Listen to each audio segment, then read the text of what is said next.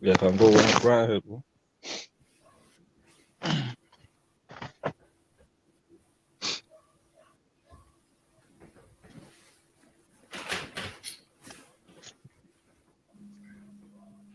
It says it's live. I'm just waiting for it to appear on screen. There we go. Make sure volume good. Yeah, we're good. We're good. Hey, so yeah, we're gonna start off souls by giving all praise to Yahweh, for Hashem, Yahweh Shai, for Hashem Kodash, right? Double honors to the apostles of GMS and honors you brothers in the work of the Most High in truth and sincerity. Right, more brothers in the GMS London camp, right, out here once again. Lord's will make an edifying you call it a camp session, man. Shalom to the brother Sahab 144 just came into the chat. Right, and if anyone's got any opening precepts, we'll open it up and I'll see where the spirit leads. And Lord's will, we can all be edified ourselves and you brothers watching as well. That's right. Right. You might as well grab if anyone's got nothing. Revelations 12 and 12, man. Okay, I'll get that. Just turn my laptop on as well. Come, this is Revelations 12 and 12, and it reads, "Therefore rejoice, ye heavens, and ye that dwell in them. Woe to the inhabitants of the earth and of the sea, for the devil is come down unto you, having great wrath, because he knoweth that ye have but a short time." So that scripture, and it's a quick to the point, but it says a lot in it, because it says the devil knows that you have but a short time. We know that through extrapolation, through the scriptures, through understanding of the scriptures, that the devil was talking about Esau, Eden, for the most part, the so-called white man. He's described as the border of wickedness in Malachi, the 1st chapter and the 4th verse. And pretty much he knows that his kingdom is at its end, man. Hence why he's bringing everything he can down to pretty much, ultimately speaking, bring that time of Jacob's trouble, because he sees the heavenly Father's moving, man. And this is a light affliction in comparison to what's gonna come. This is nothing compared to what's actually gonna come on this side in the time of Jacob's trouble. But life has been changed. The fabric of life is never going to be the same again. You know what I mean? People, this place has been totally brought down and degraded. The spirit of mirth is gone. Everyone knows that everything is fucked up. You can't, people can't do the basic things that they used to do. There's no clubs, there's no bars, there's nothing. Normality is different now, and it's gonna get even worse on a normality, I should say, is gonna become even worse. Abnormality. That's right. Hey man, because I was meditating even on that point, about normal, right? Like, hey man, it's not normal to walk past your own people and get anxiety, man. Now you walk through like a Jake neighborhood, and then you see certain Jakes, lewd fellows, right? And then they might look at you and get an anxiety, and it's your own people. Like that, there ain't nothing normal about that. It's like we're the only people on the face of the planet Earth that are looking forward to the end of the world. We're looking forward to the new beginning and a new world. Right, because this here, man, this here ain't it. It ain't it, man. That's right. That's right, man. That's right. Okay. I've got a precept for you, a while on the mirth being low. This is Ecclesiastes chapter 12. I'll start from verse 3, and it reads, "In the day when the keepers of a house shall tremble, and the strong men shall bow themselves, and the grinders cease because they are few, and those that look out of the windows be darkened." Amaza, let me interject real quick. Yeah, go on.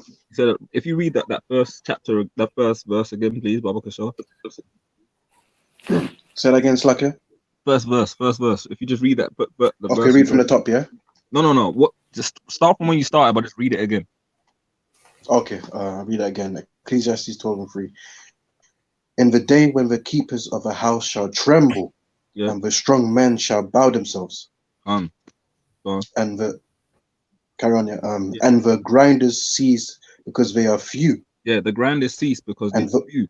Because even in the line of work that I do, I can attest to that myself. In that, certain people have been let go of, people are refusing to work because of internal corruption. Like, so pretty much it's like there's the same workload, even more, and there's less people to do the work. Do you know what I'm saying?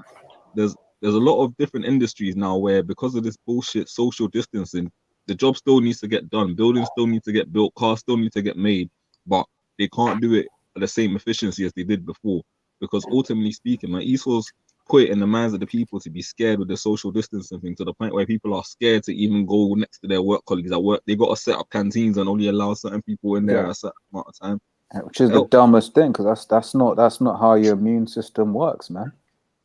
Right? That's not how our immune system works. If I'm not mistaken, when a baby's out the womb, right, they have more or less no immune system.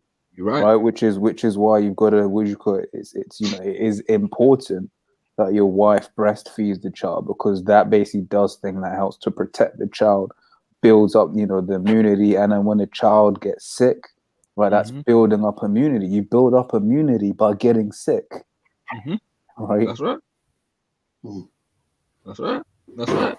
In this bizarre world kingdom, people believe that a vaccine will get you healed, man. You know, but here we go, man. You know, you got more on that precept, bro? Can't. Then it says, and the grinders cease because they are few, and those that look out the windows be darkened, and the doors shall be shut in the streets. When the sound of a grinding is low. Yeah, the sound of the grinding is low. So like yo, because where I work as well, there's certain locations that are open. So I took it upon myself to go down to central London, you know, to work, just to see what it was like. Bro, Oxford Circus, where we used to teach that street now. Listen, when I got there around midday, there were about 10 people on the entire Oxford Street strip. 10 people. Bro. On Oxford Street. Oxford Street looked like Dalston High Road. Like, I mean, a local neighborhood high road, and that's Oxford Street, because there's no tourism, there's no one coming into the country. No people are scared to even travel down into central London. Do you know what I mean? So after, when they lift the lockdown fully, if they do get to that point, people are not gonna go back to central like they used to and be partying in the clubs and buying shit from Zara, and you know.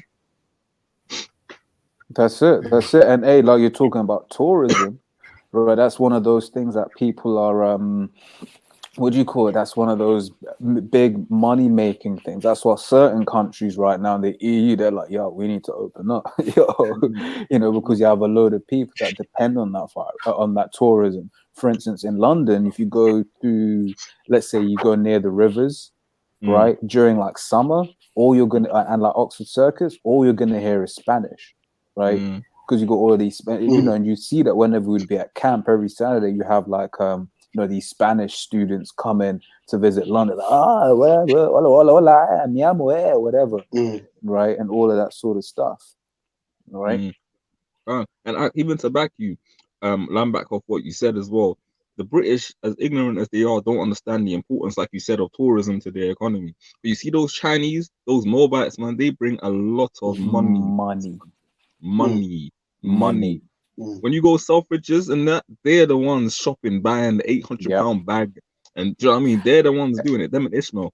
If I can say, man, if you see a Moabite coming to England to study, yo, that's peace, right? If it's a master's degree, right? Because I checked one of these universities near me, a master's degree is £30,000. I was art university, master's degree is like £30,000 for the 2-year course. Or was it 30,000? Yeah, £30,000 for a 2-year course. 30,000? No, 30,000 a year. Sorry, a year as an international student. If your family can back for 30,000, right, for a year, right? That's what, mind you, that's what people get paid for their whole family. Like people like run families on £30,000. Right, so these guys are spending that to go to school.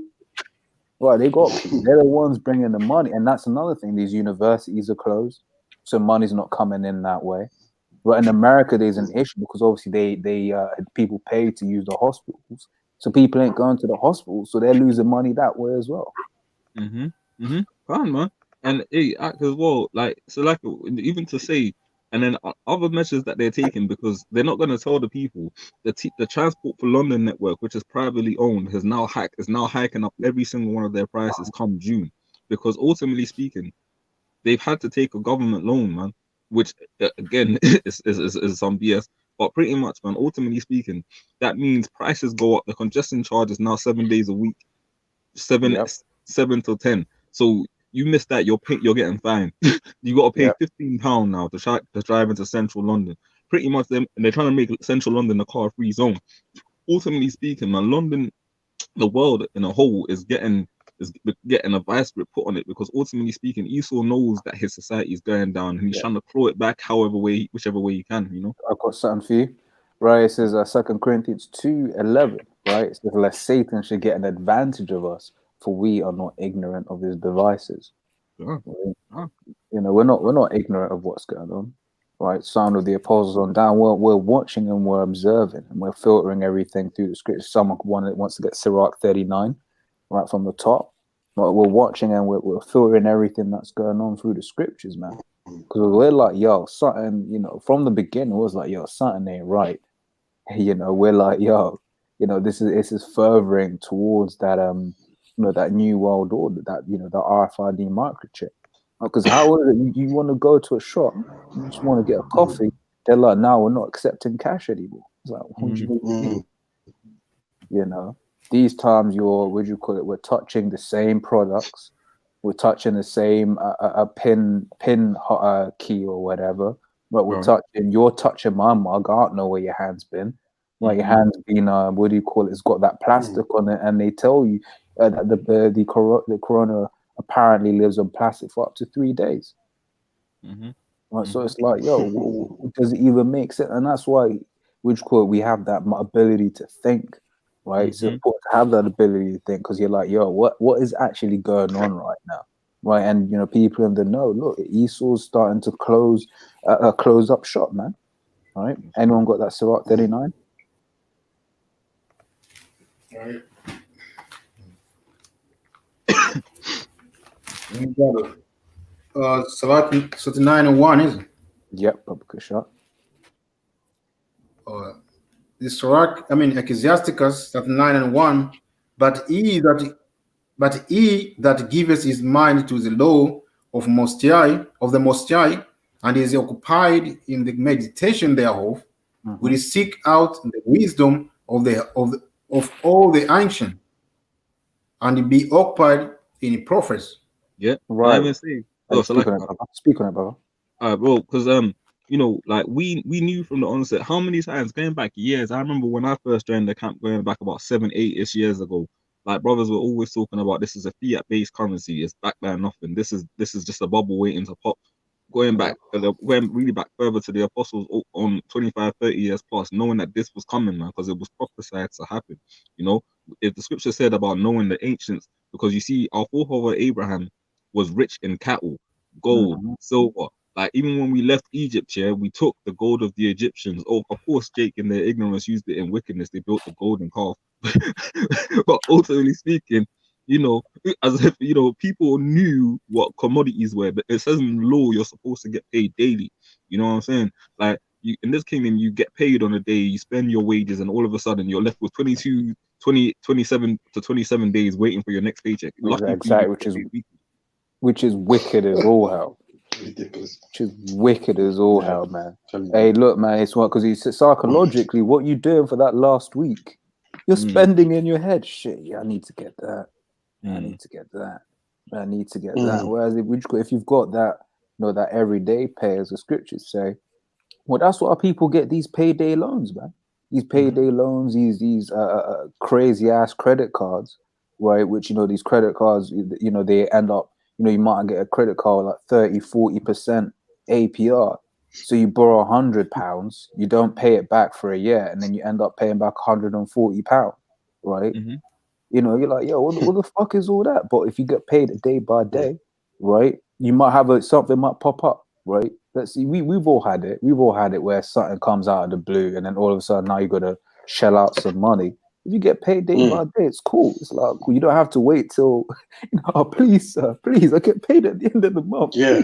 He's like, oh, okay, cool. Yeah. Hey, I got a perfect preset for you at Baba Kashar. This is Sirach 4:1. instruction to the righteous. It says, "My son, defraud not the poor of his living, and make not the needy eyes to wait long." You know? Right. Yeah, man. Because what you gotta understand as well, what the brother Rotazar was going into in the public pool system, Jake isn't introduced to concepts like APR and ESOL system or the understanding of how money works. You tell it, you go tell, I guarantee you, even people in your family, go tell any one of your cousins about APR. They're gonna look at you like, "What the fuck is that? What language are you speaking?" You know?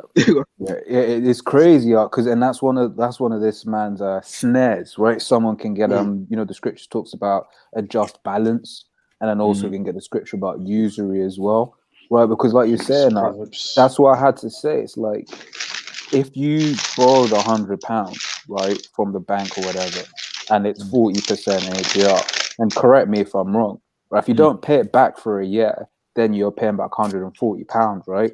But if you're paying it back in between, it's like, well, how much do I actually owe? The amount you're owing is getting, and it's just complicated, dog. It's like, yo, bro, just tell me, look, I'll borrow you this much, right? You pay me back, you know, you pay me back £100 plus £2 on top. Well, but people don't understand these things. That's why people will go get the Wonga loans with some with crazy APR, right? And the thing is, if you're going Wonga, you're going there because you're fruit. Right, and then now you got this 1,000% APR. It's like, yo, what are you doing, man? But Esau let it. People, you know, they signed. They said they agreed, but people don't understand. And even I could just real quick, just a quick point before we get the preset. If you analyze our law, like it's always a good, like, see, we're not saved by the law, but if you analyze the way that the Hebrew law is written, like we said in previous sit downs, it's very direct. You know what I mean? Like, you know what you're dealing with. Thou shalt not kill, thou shalt not commit adultery, thou shalt not steal. You read an Edomite job contract. You know, like, it's ridiculous. Like, there's so many different clauses. Like, I guarantee you, even the whole coronavirus law, they had to put a 329-page document together to tell the police how to enforce the law. That shows you, like, that's why when you get arrested, like in our Hebrew law, if you were like held up, like, and taken, you had to have two like in the mouth of two witnesses. You know, in this kingdom, they have a jury, and innocent people get found guilty. Wicked murderers and shit actually get acquitted of cases. That's why you have the whole from technicalities as well. It's like, well, we've got evidence that person killed that other person. However, the evidence was obtained by like a secret wiretap that we didn't know about. Therefore, that evidence can't be used. So the only evidence that proves he's guilty can't be used, despite everyone knowing he's guilty. You know what I'm saying? Right, I've got a quick one, and then we can get those two precepts if that's okay. So 1 Corinthians 14:9. So likewise, except ye utter by tongue words easy to be understood, right? How shall it be known what is spoken? For ye shall speak into the air. When I was talking about basically you gotta speak things in a way that's easy for people to understand, man. Right, like you're saying with Esau, because he's talking about your job contract, right? Anyone who's got like a contract, right? I guarantee there'll be a clause in there that says anything that is reasonably required of you. What that basically says is that leaves the company a whole gray area, because then they can say, well, that was reasonably required of you. You know, we needed you to work overtime. We needed you to do something. Therefore, you're a breach of contract because that was reasonably required of you, right? You know, and that's them gray areas where, as we're saying, our laws are easy. When it comes to Esau's money system, the fiat, which fiat means let it be so, right? Because the only reason why this monopoly money is because we've said it's money, right?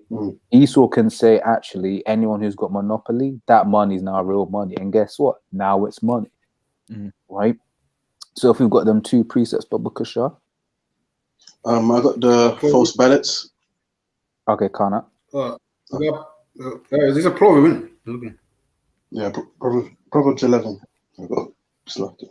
The other one, would you? The other one? It was a false balance, and the other one was a lending usury.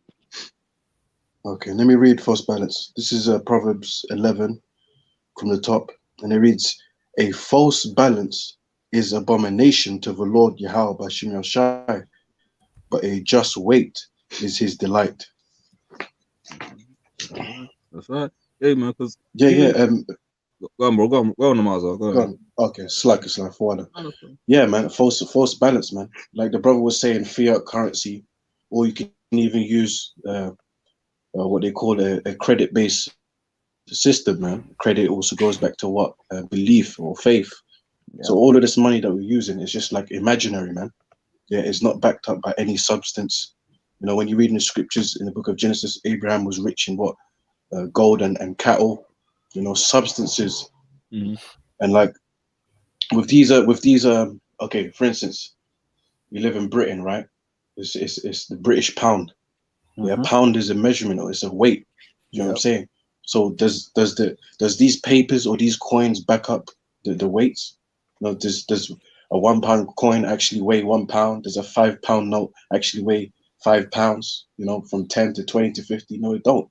So it's really what? It's an abomination because it's false. There's no balance to it. Yeah, you know what I'm saying? If you were to put a it's like if you were to put a £5 note on a weighting scale, you know, there's going to be no weight to it. Mm-hmm. Go on. Yep. Go on. Yeah, because I was going to say because that all comes back from a receipt, right? Because thing is, if you carried around like what £10 worth of I think sterling silver, you carry around £10, you used to get you might get robbed. Like people, I know my man's got all of the money, so bam, cool, got your money. Stagecoach robberies, right? Mm-hmm. And then what you might also gold, silver, pretty heavy stuff, right? Let's say you wanted. So what people would do is like they'd go into the bank, right? Put their their gold or whatever in the bank, and then they'd get a receipt saying, I have this much silver, I have this much gold, or whatever, and they'd be able to redeem that amount of silver and redeem that amount of gold from the bank, right? But what they found out was that people wouldn't always come back and get all of their gold or all of their silver, which is the birth of this fractional reserve banking, right? Because then it was like, well, people aren't getting their money, so let's just what do you call it? Let's just loan it out to someone and hope that everyone isn't going to come back and get their money all at the same time, right? Now, that's why you get things like capital controls, right? Capital meaning, correct me if I'm wrong or what, capital meaning like your money, basically. Your money, right? Capital control, so control on your money. So, for instance, I believe Greece saw it where basically they couldn't get more than 60 euros a day out of the bank. What this stops doing is what is called a run on the banks, where everyone goes and takes out all of their money at the same time, because the banks simply don't have the money. Slack you. No, I just looked up something. I just want to add more edification. Basically, in our money where it says, I promise to pay the bearer. So it says on Google, the words I promise to pay the bearer on demand, the sum of 5. But Kushar, can you WhatsApp me that and then I'll put it on screen? Okay. It's on Reddit, so we can all read. Yeah, man. Because just the land back while I was doing that, England got rid of their gold standard in 1930. And America followed suit 3 years later, but they finally got rid of it completely in the 1970s, which is what led to the situation that the brothers have been going into. Man. You know what I'm saying? Because, hey, man, when you have a system based on fiat currency, man, yo, it's crazy, bro. It's crazy. You got it up? Yeah, you carry on. I'm just going to send it to you. All right, cool. Let me just quickly read this precept then. Get on my other phone, yeah. I'm going to read this quick precept in Habakkuk, the 2nd chapter, and then I'll get straight to let me go from verse 5. Yea, also, because he transgresseth by wine, which is a reference to the philosophies of this man. He is a proud man, neither keepeth at home, who enlargeth his desire as hell. Scripture says he enlarges his desire as hell. What you gotta understand about Esau Edom is that this man will go wherever he can to get riches. Like, you gotta understand, like, they talk about the British Empire. The British Empire raped a lot of Jake territories, man. A lot of Jake are in poverty to this date because of the fact that the British, Esau, Edom went up into their country, man, raped, robbed them, pillaged them. That's why some of these countries have got them ancient names, man. Like Ghana, where I'm supposedly from, was called the Gold Coast, man, which also further proves that these nationalities are made up, man. How can the whole country's name just be changed like that? You know what I'm saying? It just goes to show that this place is just a false society, man. Anyway, it says Zimbabwe was the same. Rhodesia. Yeah. Right. For after Cecil Rhodes. Right. And was it Psalm 49:11, I believe. Did you just quote that? Psalm 49:11. You know, they shall every man call lands after their own names, man. They're once again further proving this one is that these are the Edomites, man. That's right. That's right. That's right. That's right. It says, hey, and this is death. Because what you have to understand is, you know, brothers are always done said it. You can ask anyone, yeah, like ask any scoffer, name me one good thing the so-called white man has done, and there's nothing.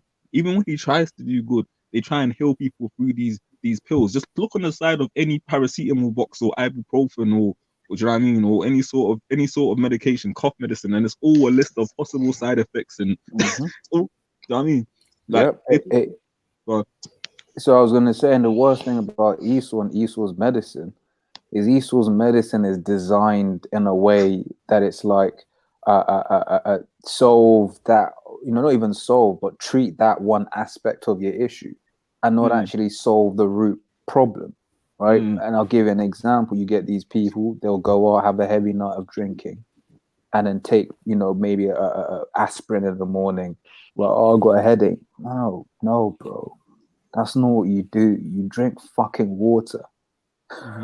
Right? You don't need to take no drugs. Just drink some fucking water. Because that's what a hangover is. Right? Your brain is literally shrunk. So it's pulling on the things that keep it in place. So the tendons that keep it in place, basically because your brain is shrunk because you're dehydrated. That's what a hangover is. You're fucking dehydrated. So drink some water, man. Or better yet, drink some water while you're drinking. Right? Glass of wine, glass of water, glass of wine, glass of water. But no, Esau wants to say, no, do it this way, do it that way. Yeah. Hey, and you'll notice if you drink water while you're drinking, you don't get a hangover. I wonder why. You know what I'm saying? Your Marza, if it's taking long, don't worry about it. I thought it was on your name. Okay, calm. No, yeah. God, and you made the point. Yeah, I'm saying like it's a balance as the way you say, like you drink water and wine. It means you combine together. It's like you balance things. You allow oxygen to flow in your body as well. Yeah. You know, because if you don't have oxygen, that's why you get those pain. You know? Yep. Hey, and it's a key word you use there, balance, man. Because that's the problem with this, and we just read it. In fact, let's read it again. I'll grab it again. Well, it's Proverbs 11, when it says, a false balance is an abomination to Yahweh, but a just weight is his delight. Right? And the problem with this world is everything is out of balance. When people drink, right, they overdo it, man. Right? You see them ease. There'll be them and their woman, right? And they're both passed out on the floor, drunk as all hell. And you just there like, bro, like, what are you doing? You're drinking too much, man. Right? Alcohol in itself isn't evil. That's why it says in Timothy's, drink no longer wine, drink no longer water for thy stomach's sake, but drink some wine, right? Because you know, wine in the ancient world that had, you know, had benefits, man. It was better than the shit we have now with the sulfites and all that. You know, that's some shit wine, man. Right? But in the ancient world, you had that good wine, and that had certain properties in there, right, that were good for your, you know, good for you. Right, but you know, you wasn't supposed to be drinking in excess. That's why you wake up with your liver's all in pain. Right? That's right, man. That's right. I got a bit more, brother, for sure, just to finish this off. It says, and this is death and cannot be satisfied. Hey, and that goes into, ultimately speaking, one of the major prophecies we're coming into, the RFID microchip, man. Because this man has got everyone in slavery. He's got everyone completely fucked up. He's got everyone in subjection, but still he wants more, man. You know, that's what it's he's the harbinger of death, man. The scripture, it says here, continuing on, but gathereth unto him all nations and heapeth unto him all people. It says, shall not all these take up a parable against him? and a taunting proverb against them, saying, woe to him that increaseth that which is not his. How long? And you can see in the spirit, you had those French doctors that came out saying they were going to trial out vaccines in Africa. And a lot of Jake from different backgrounds all started wilding out, talking about Africa is not your testing ground. You know, like all the rest of that, because people are starting to realize that this man is the devil, man. Despite the fact that there was basically no cases of it in Africa, quote unquote. There's hardly any cases there yet. And they're still trying to keep it. They're like, oh, Africa's going to be the next, place to get a lot of corona. And bro, I'm from. So you go, bro. You go. No, that's what they say. Like, I mean, a lot of black people die from coronavirus in war, according to their statistic in the UK, and different press. Yeah. But in reality, in Africa, there's a little, case of war. Exactly. COVID-19. Or if you go Jamaica, Caribbean countries, it's the same. It's the same. And that's a good point you raised, bro. Because I think all of us, in fact, once again, spirit, all of us are from the land of Ham, right? I think the only Zimbabwean that I know of that has died from the coronavirus was a rich Zimbabwean that had just come back from New York, and all of that there, right? And what's one of the other things they basically said about this coronavirus? They came out recently and said 25% of the deaths in the UK were diabetics, and then you look up diabetes, right? And guess who's more likely to get diabetes? Jake, Elam. Guess who's dying a lot in the UK? Jake, Elam. Right, so it's like, yo, look, man, you look should hire me, man. Right, I'm gonna charge you $100,000 a year. Yeah, right. I'll be your coronavirus doctor. So these dumb mathematicians, look, I've solved your problem, man. I cracked it.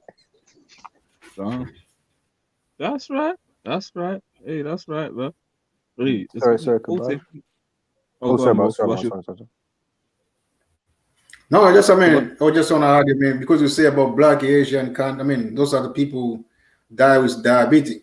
That's why they call it. They categorize them like a BAM, winning, like yeah. I guess a minority. So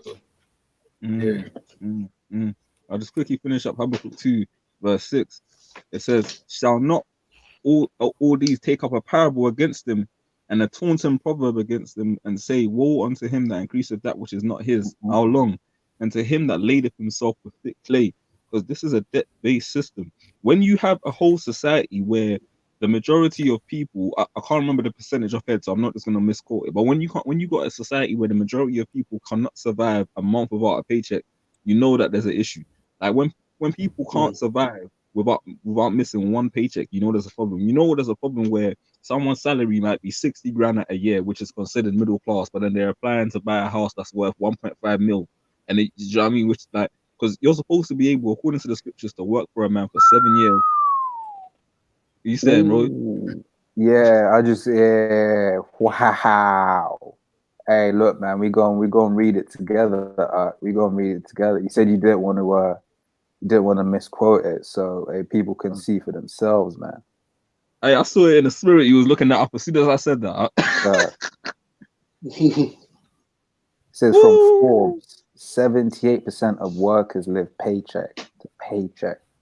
Career Builder found that 78% of US workers are living paycheck to paycheck.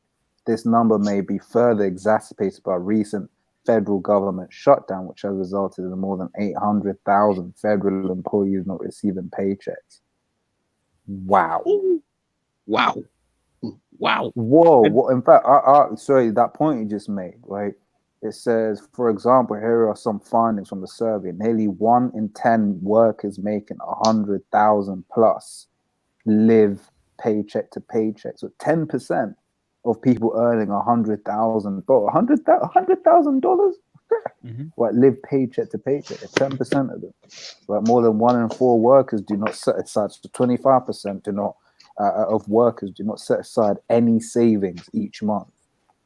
Nearly 3/4 of workers say they are in debt, or and more than half think they will always be in debt.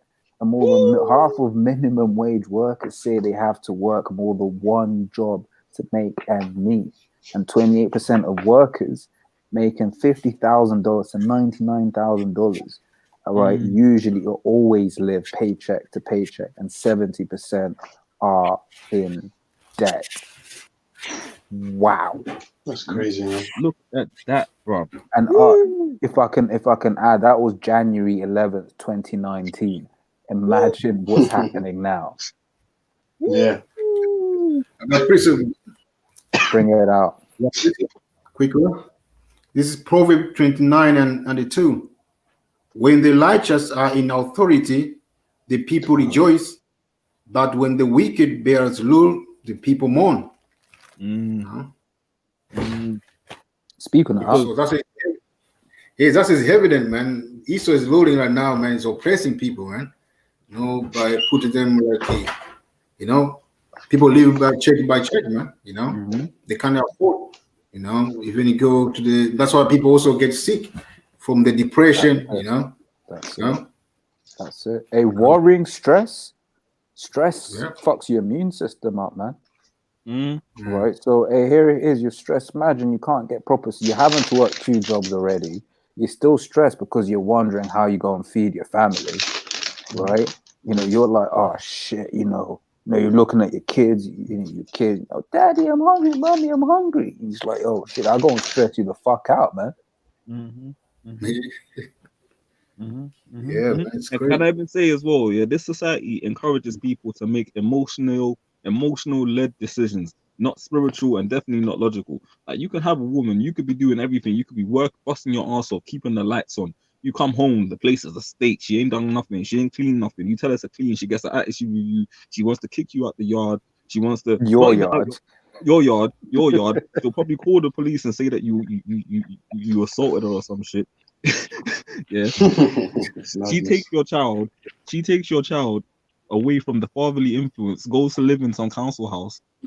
In a time like this, is barely scraping by, bringing Tom, Dick, and Harry, bringing Jerome off the block, looking at your daughter that's now maybe 18 years old, thinking, oh shit, ooh, you know what I mean? And then and you know, you got little Tay Tay saying, "Mommy, Jerome's harassing me," but then she's on some no, he wouldn't do something. No, you know, this is the kind of thing that goes on in our society, man. And then you got a single mother scraping by talking about, I can't feed my kids, I need the state to protect me. You know, like one brother from the States put up that video of that light-skinned woman, like, there's no jobs,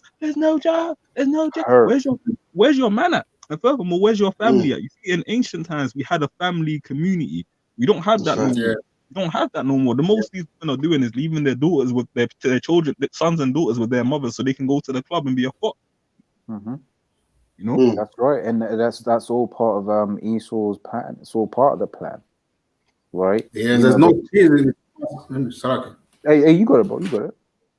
Yeah, as the brother said, man, before in the ancient time, people live in a community, you know, supporting each other. You know, it's like if you read about Simon and his brother Andrew, they were all helping their father in fishing. So that's a skill that his father was passing to his children.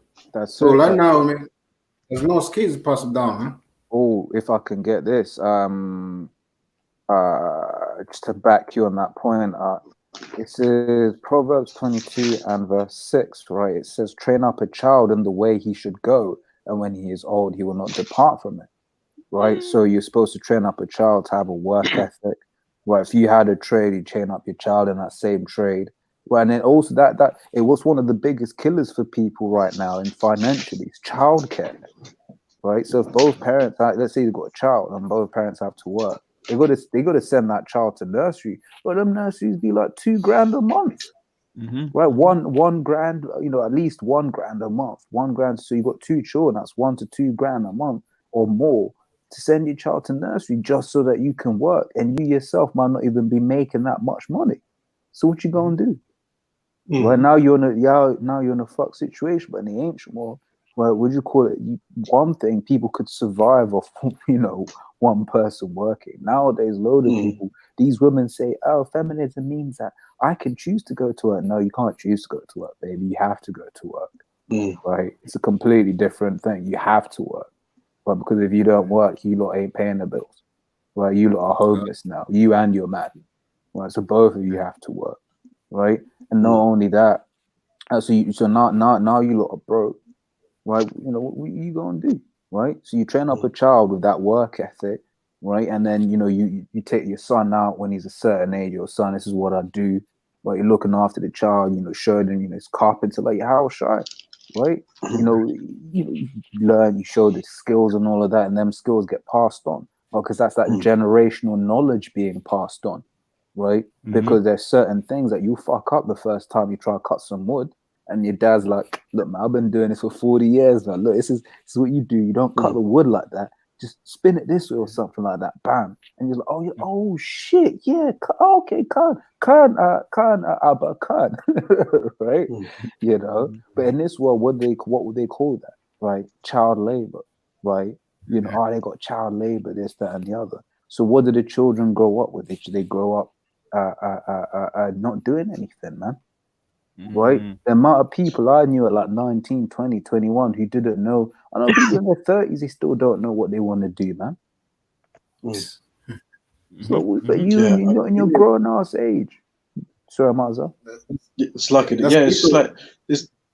It's like I just wanted to say, like, there's like simple things, like when you're, obviously I'm not no parent, but there's some simple things that you can do, like just to give your son like motivation. Like if you got a car and you want to motivate your son to work, bro, you can make him wash your car and pay him afterwards. Do you know what I'm saying? Like, small little things you can do. But I got a scripture, yeah, concerning what I was talking about. Yes, sir. Yeah, go on. Say your point then, go on.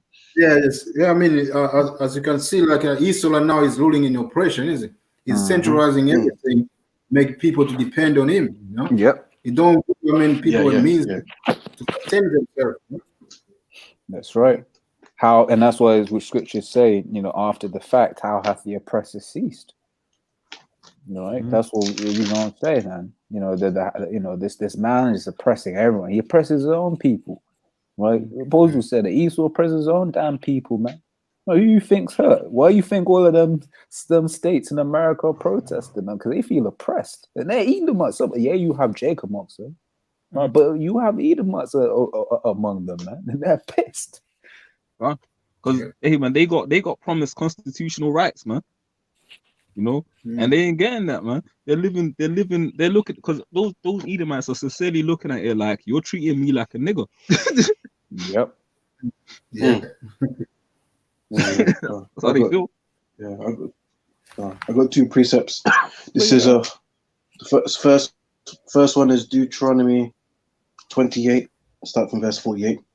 And it says, "Therefore shalt thou serve mine enemies, which the Lord Yahweh shall send against thee, in hunger, and in thirst, and in nakedness, and in want of all things. And he shall put a yoke of iron upon thy neck until he have destroyed thee." So showing you that the curses, hey man, is live in action right now, man, because Esau created a wicked system of oppression where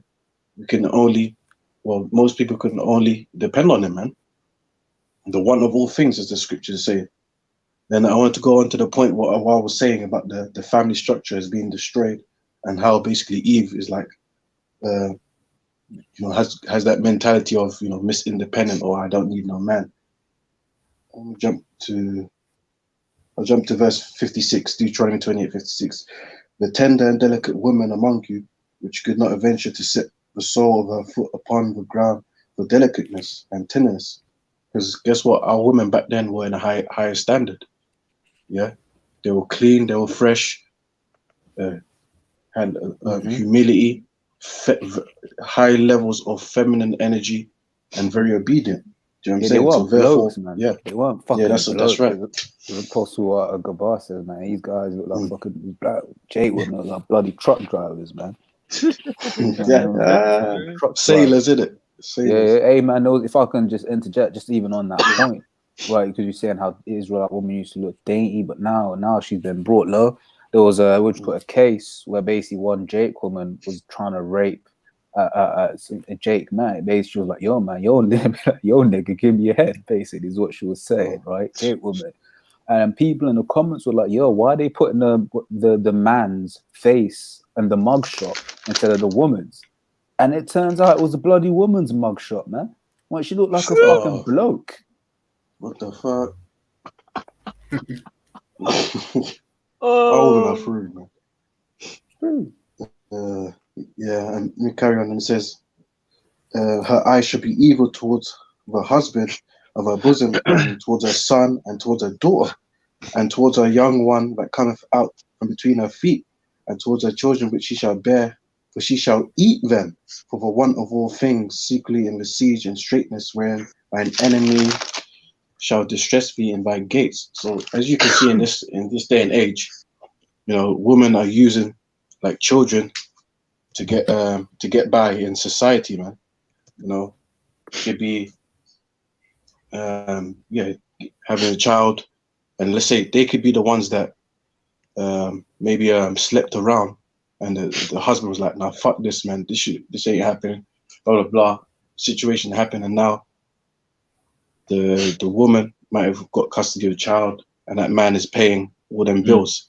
Do you know what I'm saying? Even though it wasn't his fault. So that's the society we live in, where women can be negative and still be benefited from it. There's no consequences, no accountability. So you got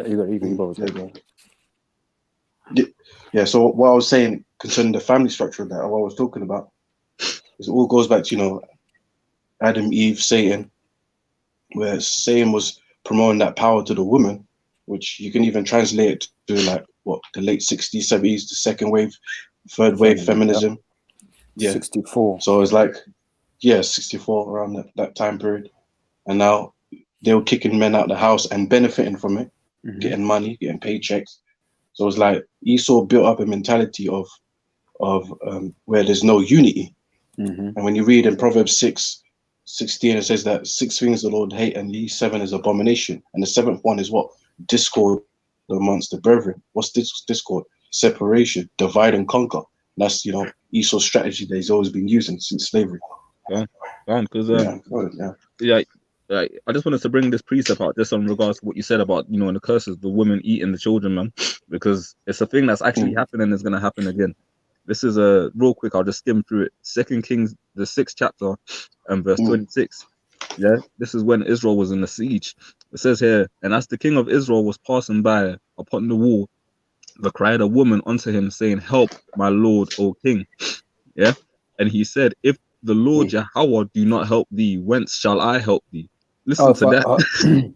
Because if I come back, you just on that point, right? Because you have a load of our people that want to go to Esau, and not even an Israelite, right? You know, they even calling to help from the Israelite, calling to help from the devils. Isaiah 31:1 will answer them and go down to Egypt for help, right? But that's the example. So, look, man, I can't help you. Only the most I can help you, man, right? You know, in the Spirit, which I was reading through the scriptures yesterday, you know, there was a point in the Maccabees, right, where you know, Jake was compassed about with a large army, and then Judas Maccabeus was like, look, man, remember the time, you know, when the Lord did this. Remember the time when the Lord did that, right? Remember, basically, like, remember the time when the Lord saved us, man. And basically reiterating the point that the Lord has us, right?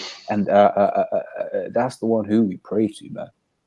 Right? That's the one who, when things get bad, we should be looking upon and calling upon. Because at the end of the day, that's right. Hey, read what the king said again. Hey, the king said, he said, and the king said unto her, and he said, if the Lord do not help thee, whence shall I help thee? Out of the barn, out of the wine press. He's saying, if the Lord didn't help you, what the fuck do you expect me to do? You know what I'm saying? Yeah, straight. Hey, bro, hey. And the king said unto her, what aileth thee, as in what's your problem? Yeah. And she answered, this woman, because you got to visualize it. Yeah. This woman said to me, give thy son that we may eat him today, and we will eat my son tomorrow. So, you know, they talk about these women, they care about, and you got to understand, women are emotional creatures, number one, and they're affectionate, really and truly, if anything, under these curses, at least for the most part, not all women, but to their children. You know what I mean? Like, and this woman had to make her brain got to a point where she literally said, you know what, fuck it, like, this thing came out my legs, but fuck it, I'm gonna eat it. Literally. It was like, he ain't gonna survive anyway. The demons were. Yeah, man. Yeah, for real. Hey, and that's why, brothers, man, you know, the scripture says that the time that's gonna come is gonna be worse than anything in recorded history. You gotta think like her man had to go somewhere to say, "Raw, I'm going to kill my baby, cook it, and eat it." Like, you know, your man has to be in a different in a different type of place. Yeah. Kind of shit. Mm-hmm. No, you know. Oh, and she admitted that to the king as well, which goes to show how fucked things were. Do you know what I'm saying? You know, you know. That's, hey, man. Ain't the Rona arcing, I promise. That's right, man. Hey, man. This woman said unto me, "Give thy son that we may eat him today, and we will eat my son tomorrow." So she boiled. So we boiled my son and did eat. Like, you gotta understand, like, you know, like you eat a piece of chicken and you got the chicken bone, and you know, you gotta understand. I don't mean to go into graphics and shit, but you gotta understand, like, you know, you got a human skeleton. How, you know, you gotta think they actually prepared the baby to eat. Like, Yeah. you know? Yeah, Wow. at the age they would have been tasting the flavor, right? And the thing is, because this is all in one. So we bought my son and did eat him, and I said unto her the next day. Well, so they ate the whole child in one day, like one sitting. So they must have been hungry in one sitting, bro. Did they not even put a little bit aside for the next day, right? You know, both of them was like, "Yo, cool, bam." You know, and they had the other baby in the back ready, probably crying and shit, ready. Ready. Maybe and, like, gave him a little bit as well. You know, to fatten him up. Hey, but you gotta understand, people get animalistic when they're hungry, man. Bubble Kishore, I don't know if you can look it up. There's two things that you need as essentials, which is water and food. There's a certain amount of time your body can go without food and water. Like, you mean in the okay, cool. Oh yeah, but for a certain amount of time. Yeah. And when you don't eat for a certain amount of time and your body starts eating on itself and you hear those kind of sounds, yeah, you know, your mind, you know, people say that I get agitated when I'm hungry. Like, when you ain't eating, your mind gets to a certain, you know, it says here, give thy son that we, I said unto her the next day, give thy son that we may eat him. And she hath hid her son. And it came to pass when the king heard the words of the woman, that he rent his clothes, meaning he ripped his clothes and he passed upon the wall, and the people looked and he had sackcloth upon his flesh. Basically, man, the king mourned, man. He was like, he couldn't believe it. He was in shock. But this is the kind of thing that was going on back then, and it's going to be happening again here, man. That's why we're saying to you people, it's not a joke, man. That's why Ezra said, "Woe is me, man. Who shall deliver me in those days, man?" You know? I just wanted to make a point that you said, basically, when people don't eat or drink for a certain amount of time, they get mad, in it, basically. And it's true. It's because you become low vibrational, just like when you're a baby. See, when you're a baby, and like you didn't know how to communicate, and you were hungry. What did you do as a baby? You started crying. You start throwing your toys. You start bashing things. In other words, you get violent because you're not getting what you want. You're not getting what you need in your system. So that's how people are going to be in these last days. You're going to have people out there, you know, they're not going to find a place to get their drugs, their medicines, you know, their prescriptions or whatever. They're going to get psychotic, or, you know, you're not going to get your food, blah, blah, blah. Or you might have guys out there had sex for a long time and it just turned into cycles. So it's going to be, you know, very sort of different people, you know. Yeah. Yeah, people start dying, man. Yeah, you got it, brother. Yeah, this is about, I mean, aside from, I got two. This is Ezekiel 4:10. Therefore, the father shall eat the sons in the midst of thee, and the sons shall eat their fathers, and I will execute judgment in thee, and the whole remnant of thee will I scatter into the whole things. So this speak about in that time when, I mean, we go off, you know, when we were in the land, you know. So by this, it's gonna be happening again, man. Bestiality. I mean, people gonna be eating each other, you know. Well, you said that, the rule of law is gonna be out. So yeah, people might be engaging. People already engaging in that. You said bestiality, man. People, their lewd desires are gonna. The only thing that's stopping them right now doing these things in the open is the possibility of being in prison, man. But that whole system's gonna go away. So people are gonna be just going on their urges, on their lust, doing whatever they want to do, man. Yeah, it's gonna be. They're gonna put their urges in the purges. You know what I mean? That's right. Yeah, That's right. yeah. I got the other one which you mentioned. I believe you wanted is Lamentation 4:9. They that be slain with the sword are better than they that be slain with hunger. For these hide away, striking through for want of the fruit of the field. No, if you wanna go in, man. Hey, Because hey man, go on, you bro. got it. What you got? You got it. Man. Hey, going out by the sword is a quicker death than being hungry, man. But you see, with hunger, there's stages, man.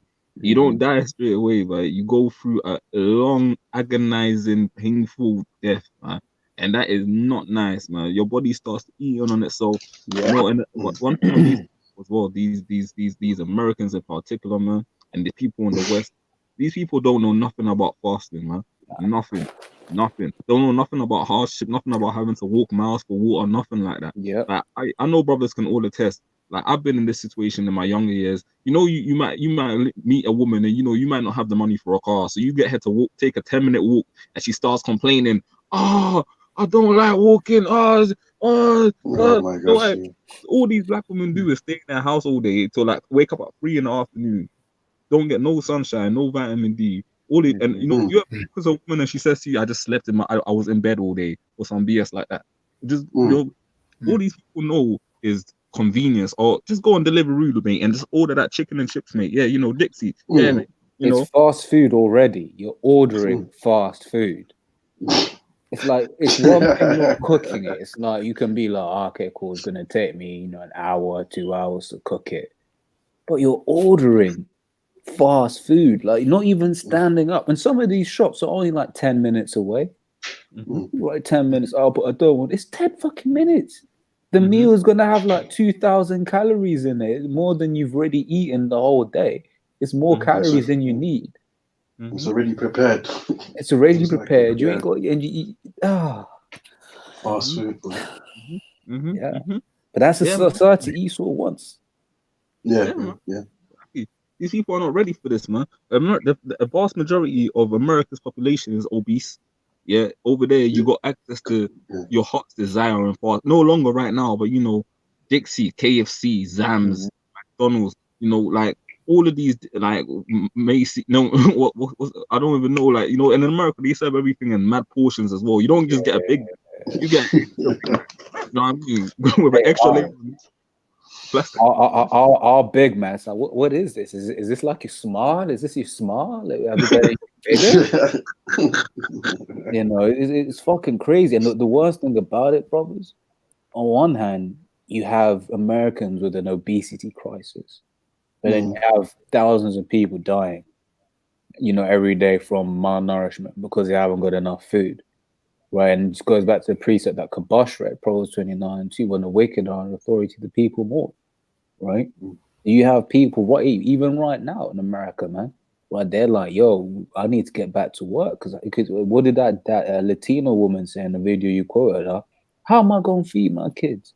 But at that point, the Louis Vuitton bag that she would have been, the fake Louis bag that she would have been taken to club, that shit don't matter anymore, man. Right? Because in these times to come, all of that shit, how do I feed the people I care about? And then when things get bad, it's how do I feed me? They're gonna eat them Louis Vuitton, man. Yeah, yeah. Then them, then they're gonna be hurt because they got the fake one, which is made from plastic. Instead of the real leather ones, Hey, man, but that's right, man. Because ultimately, our people don't. One thing our people don't do is pass down to their children righteous ways of being. Like even in the law, it's written. Let me just quickly, Baba Kishar, just bring this out. From Exodus the 12th chapter. But this is like things were passed down from generation to generation. Of course, Jake being hard-headed didn't follow them for the most part, but it was still orally passed down, man. This is Exodus the 12th chapter. I'll start from verse 25. Yeah, it says, and it shall come to pass when ye be come to the land which the Lord Yahweh will give you, according as he has promised to keep, that ye shall keep this service. And it shall come to pass when your children shall say unto you, what mean ye by this service? That ye shall say, it is the sacrifice of the Lord's Passover, who passed over the houses of the children of Israel in Egypt, when he smote the Egyptians and delivered our houses, and the people bowed the head in worship. So pretty much, man, everything that we did in the ancient world was passed down through the family line to teach the children and the way to go, man. You know, like in this society, though, children don't get taught nothing serious. They don't get taught nothing of importance. They just get taught like a girl gets taught, play the field. So what if he loves you? Don't worry about that. You're too young. You're too young for that. Just forget about him. Just to find someone else and, you know, explore, have fun in your youth. You know, the men get taught, yeah, man. You know, hey, a lot of these so-called Negroes, Latinos, and natives, their sons are drug dealers, bringing in money with blood in it, man. You know, and they don't care as long as their son can give them that, you know, that life they always wanted, and they living in a house purchased with drug money. They don't give a fuck. God, it's true. You know what I'm saying? So, has got something you want to bring up?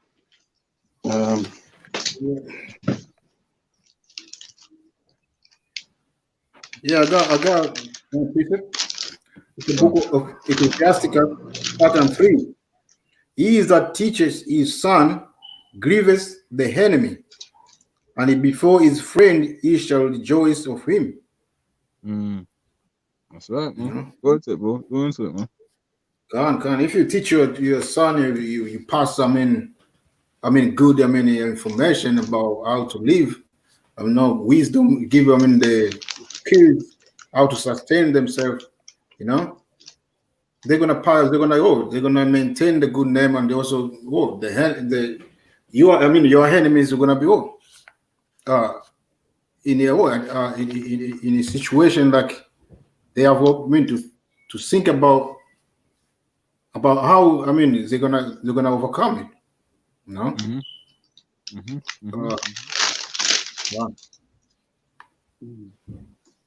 Marzo, you got something?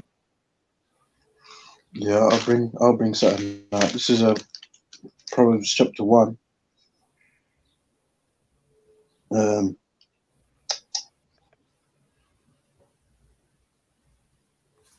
Let's start from verse 7. Right, go on. It says, Proverbs 1:7. The fear of the Lord is the beginning of wisdom, is the beginning of knowledge, but fools despise wisdom and instruction. My son, hear the instruction of thy father, and forsake not the law of thy mother. For they shall be an ornament of grace unto thy head, and chains about thy neck. My son, if sinners entice thee, consent thou not. If they say, come of us, let us lay wait for blood, let us lurk privily for the innocent without cause. Let us swallow them up alive as the grave, and whole as those that go down into the pit. We shall find all precious substance, we shall fill our house with spoil. Cast and by lot among us, let us all have one purse. You can go into it if you want. You can stop me whenever. Go on. It says, my son, walk not thou in the way with them, refrain thy foot from their path, for their feet run to evil and make haste to shed blood. Because basically, Surely, if you're around these Jake, man, you're gonna get yourself into some shit. Because you see, Jake are mischievous people, man, and all Jake are about is getting into wickedness. Jake are wise to do evil, but to do righteousness, they have no understanding, man. You gotta understand that our people, really and truly, their feet run quickly to wickedness, man. Hence why it's important to make sure that you, like, ultimately speaking, man, you watch the company that you keep, man. You know, you gotta make sure, you know, like at the end of the day, you can have friends of mammon to a degree. You keep the balance. If people that are out there that can help you out, you deal with that, but you're supposed to watch who you're around, man, because ultimately speaking, Jake, being around Jake especially can get you into some shit, man. You know, Marzo, you was gonna say something? Use the word and not abuse it, man. I right. remember listening to a post. I was like, yeah, man, you know, I've got a mechanic guy, I got this guy, I got that guy. No, it's just balance. There are people in the world that, you know, that the Lord will set up that, you know, that can help you in certain things or whatever, man. No, a guy who's into finance that can help you out, you know, in terms of like, you know, how to, you know, make some extra money on the side or something. You know, but it's important to know who you're keeping company, because people out here are wicked, man. They got things on them, man. Hey, And it Go on, says, brother. okay. Then verse 17. Then it says, surely in vain the net is spread in the sight of any bird, and they lay wait for their own blood. They lurk privily for their own lives.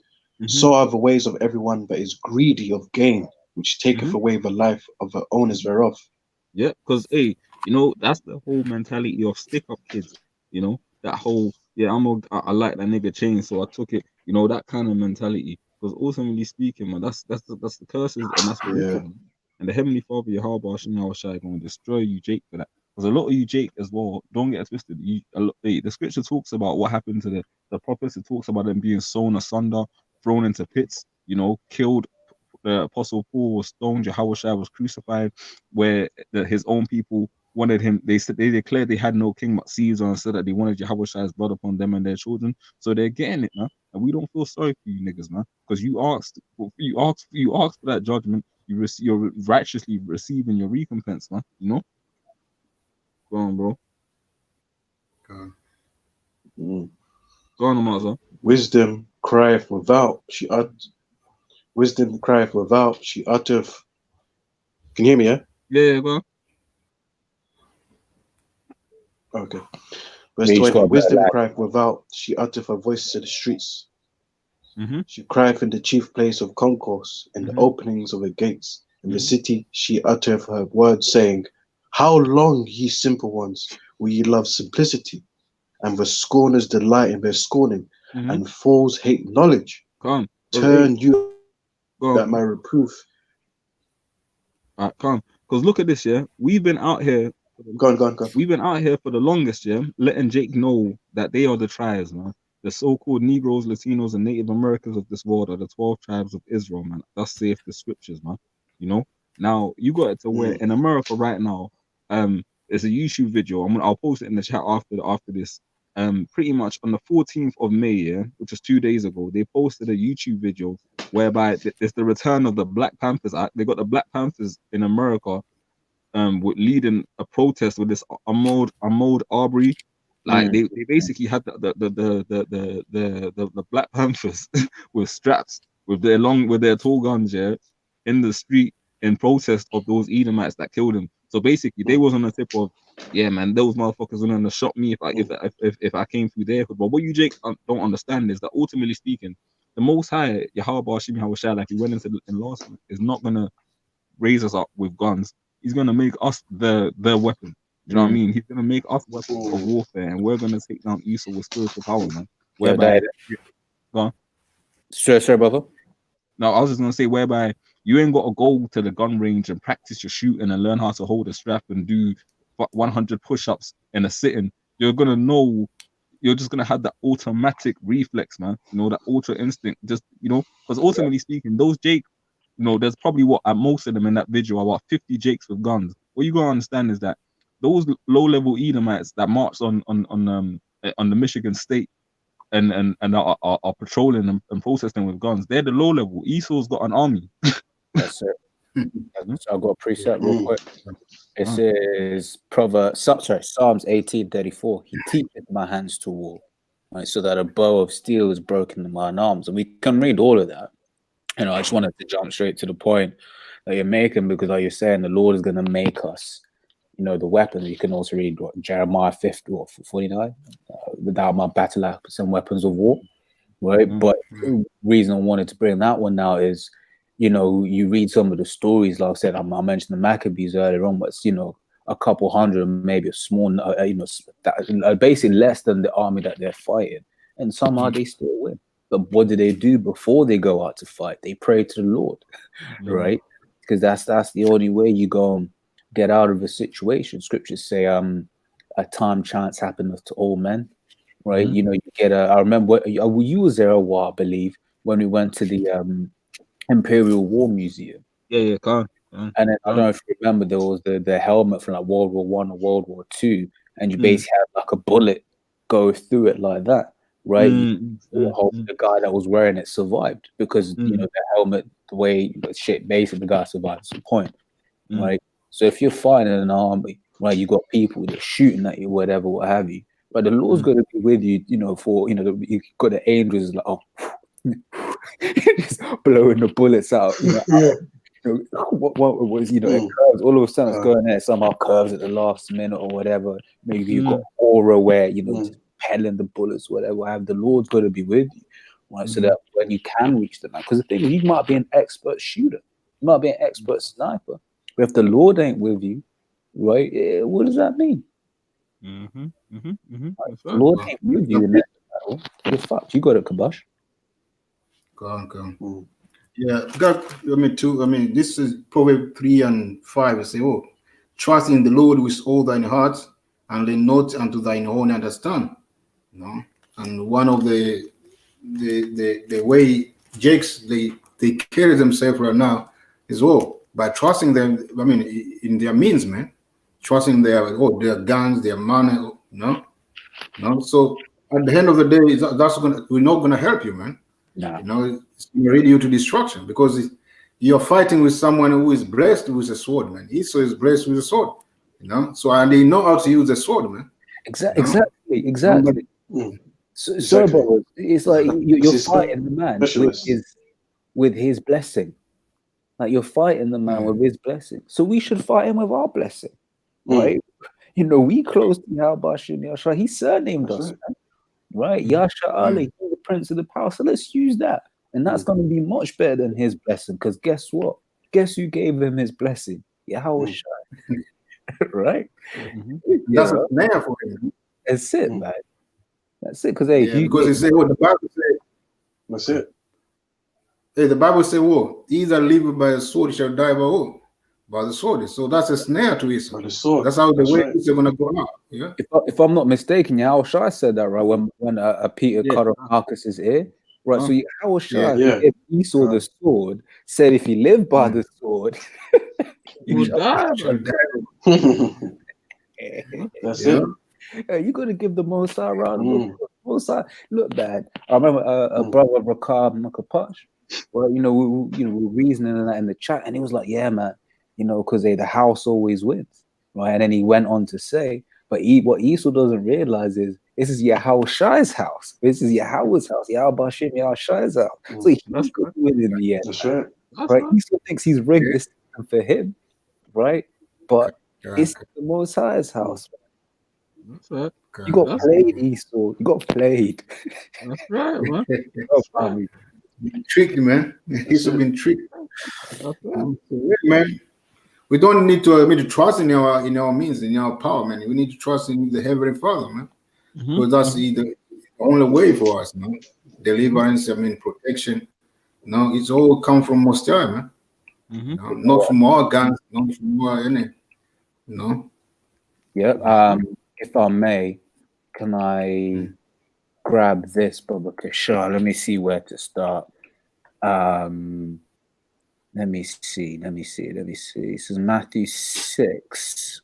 I'm going to start from verse 25, right? It says Matthew 6 from 25. It says, "Therefore I say unto you, take no thought for your life, what you shall eat or what you shall drink, nor yet for your body, what you shall put on. Is not the life more than meat, and the body than raiment? Behold the fowls of the air, for they sow not, neither do they reap, nor gather into barns. Yet your heavenly Father feedeth them." Right? So it basically saying, you got all of these different animals.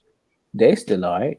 You know, you see squirrels, man. Squirrels, they might catch you, shit, and they scurry away with the thing that they've been, given, right? And then, or birds, for instance, the Lord will have a worm come out of the soil, and then the bird's like, "Oh shit, there's one," swoops down, eats it.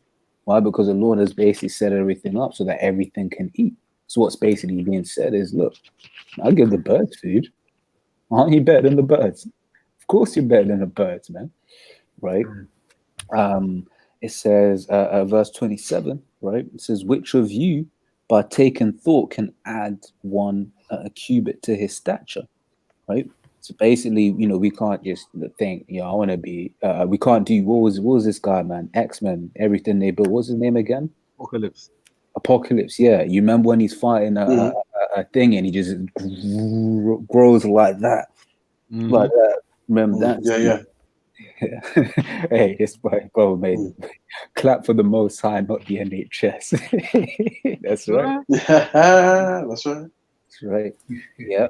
It's true. It says, and why take ye thought for raiment? Consider the lilies of the field, how they grow. They toil not, neither do they spin. And yet I say unto you that even Solomon in all his glory was not arrayed like one of these.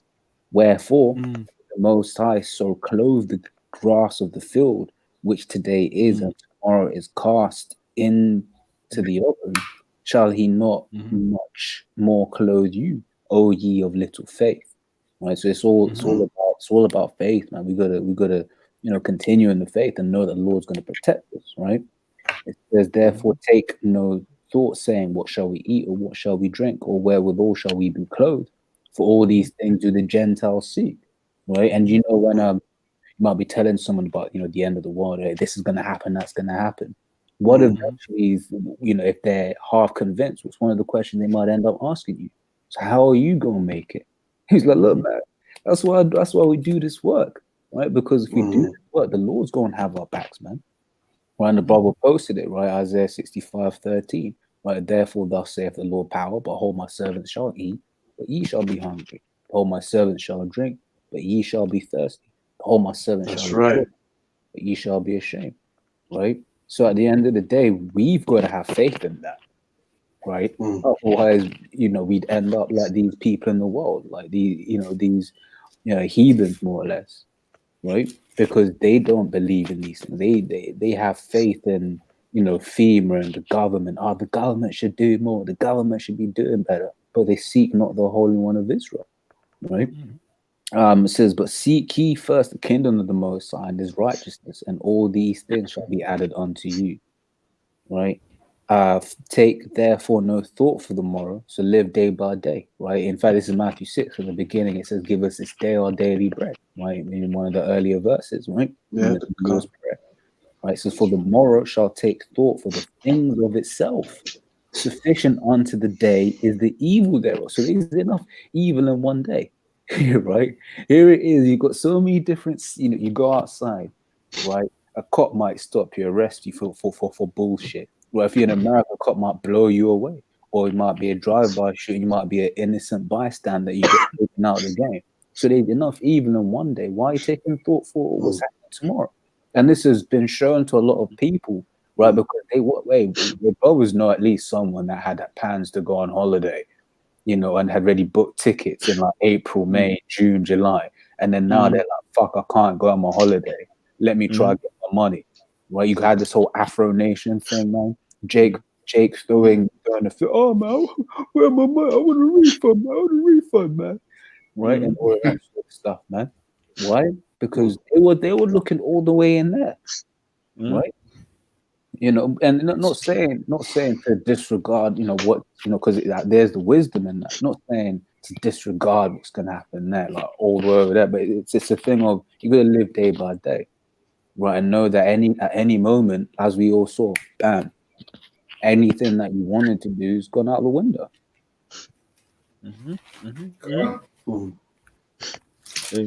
Scripture says there's a way that seemeth wise unto a man, That's right. The end thereof, that's it.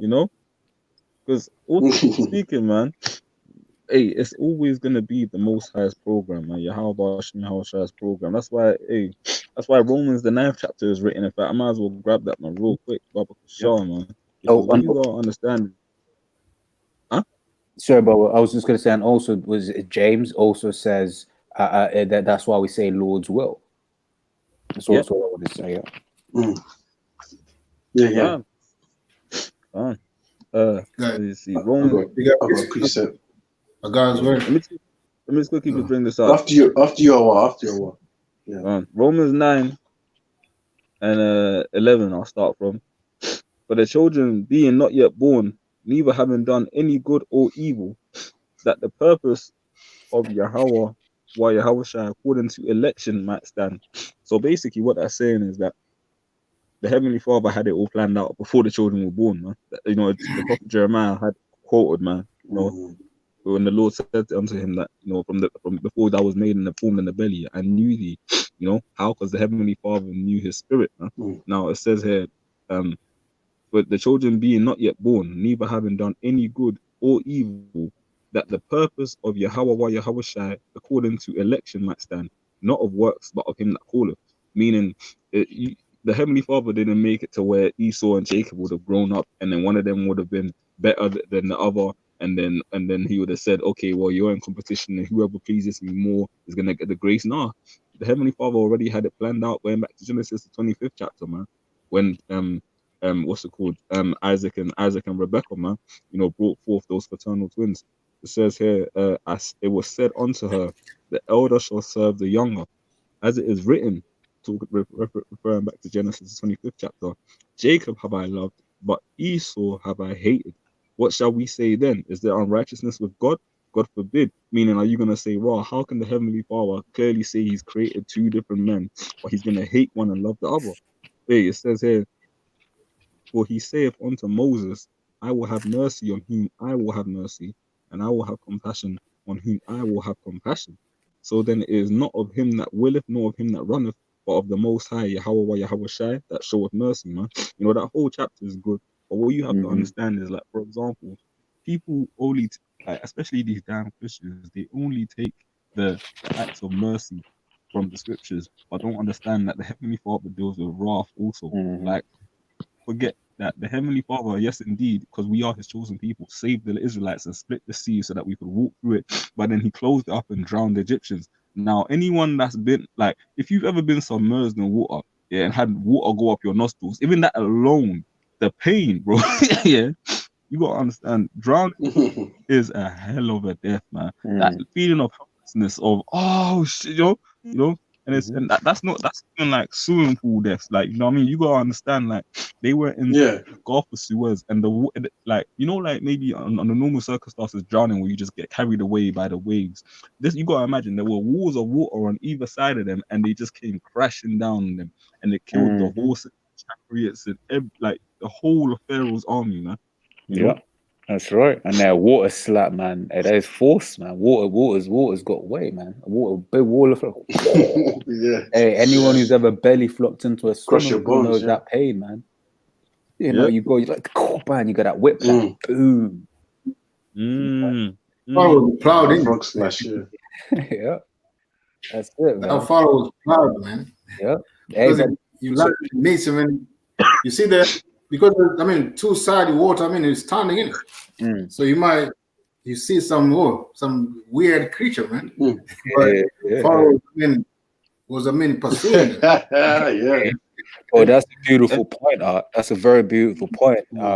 If I can add, because, you know, a sane man, a man who hasn't been compelled by the Most High, but to be proud, he might see the water raised up and he'd be like, I'm gonna let them go. You know, at that point, actually, they're working with forces that we don't know, man. This is some power right here. Like, you know, you get the movie where the guy says, "Look, man," with his little gun, "Look, man, I'm gonna kill you," and then God brings out a big bazooka. It's like, yeah, the guy that's not gonna get that.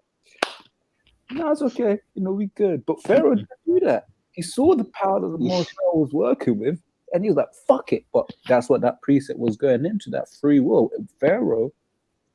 In fact, if you can read the 70, have you still got it, brother? I can read it. I'll grab it again. 1 second. Let me quickly just grab that again. 1 second. Because, yeah, man, like brother saying, man, hey, it's real shit, man. The Heavenly Father don't play. Romans, the 9th chapter, verse 17. For the scripture saith unto Pharaoh, even for the same purpose have I raised thee up, that I might show my power in thee, and that my name might be declared throughout all the earth. Yep, that's it, man. So Pharaoh wasn't in power of what he was doing, right? The Lord basically raised them up, and as Bob was going into, he put the spirit in them, that spirit of pride in them, to go through the Gulf of Suez to follow after Jake, right? Not stopping to consider what it is that they were seeing, right? You know, and remember, it was a crazy time, but guess what? Right? Esau's going to put that same spirit of pride in New Egypt. Right? Because what does it say in 2nd Ezra, man? 13, was it 13? right? Be And 15. yeah, if we can grab that real quick, Baba Kusha, unless someone's got a preset. I mean, I got a quick one, if I may. Cool. Just a quick one. On a similar vein, the story of Gideon. I'm not going to go through it all. Just a quick one. Judges the 7th chapter, verse 2. Yeah, and Yahweh said unto Gideon, the people that are with thee are too many for me to give the Midianites into their hands, lest Israel vaunt themselves against me, saying, mine own hand hath saved me. Now therefore go to proclaim in the ears of the people, saying, whosoever is fearful and afraid, let him depart early from Mount Gilead. And there return of the people 20 and 2,000, and there remained 10,000. And then the Heavenly Father did different things, man. Like he made a distinction of those that lapped at the water and drank with the tongue, and those that bowed down upon their knees to drink. And ultimately speaking, he trimmed the numbers down to 300, sent them to war, and they won. And he did that to exemplify his power, man. In the same way, the Heavenly Father is going to do that with men that have never shot like a war in their life, never had to. Some brothers may not even have physically fought a man before, or maybe had one fight in their life, and all of a sudden you're going to be doing all sorts of like backflips and flying through the sky and running and not going wary and you know what I'm saying? I know Kung Fu. Yeah, go on. You got that one, Kabash? Yeah, go on. The second Ezra 15, and I'm start from 11. And leads, but I will bring them with a might hand and a stretched out arm, and smite Egypt. I meant the one they were afraid in this fight in verse 2nd Ezra 13. Oh, yeah. Let me start from the top. If you just jump to the point, what do you call it? I was speaking on the pride. Oh. What do you call it? Your verse 11. In fact, verse 9, let's say. 9, yeah. Okay. This second Ezra 13 and 9. And lo, as he saw the violence of the multitude that came, he neither lifted up his hand nor held sword. Right, so this is Yahweh Shah in a massive chariot when you read through the whole precept, right? A chariot that basically looked like a mountain to Ezra, right? And basically these things that's being spoken of is the laser beams and stuff that the chariot has enabled them. Right, carry on. Come. But only I saw that he sent out of his mouth as it had been a blast of fire, and out of his lips a flaming breath. Yeah, those laser beams and all of that. And out of his tongue he cast out sparks and tempests, and they were all mixed together, the blast of fire, the flaming breath, and the great tempest, and fell with violence upon the multitude which was prepared to fight, and bound them up every one, so that upon the sudden of an innumerable multitude nothing was to be perceived but only dust and smell of smoke. When I saw this, I was afraid. That's right. In fact, if you read verse 8 real quick, just real quick. 8. Yeah. And after this is 2nd Ezra 13 and 8. And after this I beheld, and lo, all they which were gathered together to subdue him were so afraid, and yet that's fight. Right. So once again, yet just fight. What does that mean? It's the Most High. It's going to put a spirit in them, man. They ain't going to want to fight. Is a chariot bigger than a mountain? Look like a mountain. Why else are they going to fight? Right? Because the Most High put a spirit on them. And as we read in verse 11, they're all going to just go. Yet was perceived nothing but dust and smell of smoke. So they all got vaporized, man. They got destroyed. Right? And then what did Ezra say when I saw this? I was afraid. So everyone was like, oh man, woe is me, woe is me. Who shall deliver me in those days, right? But the thing is, Yahweh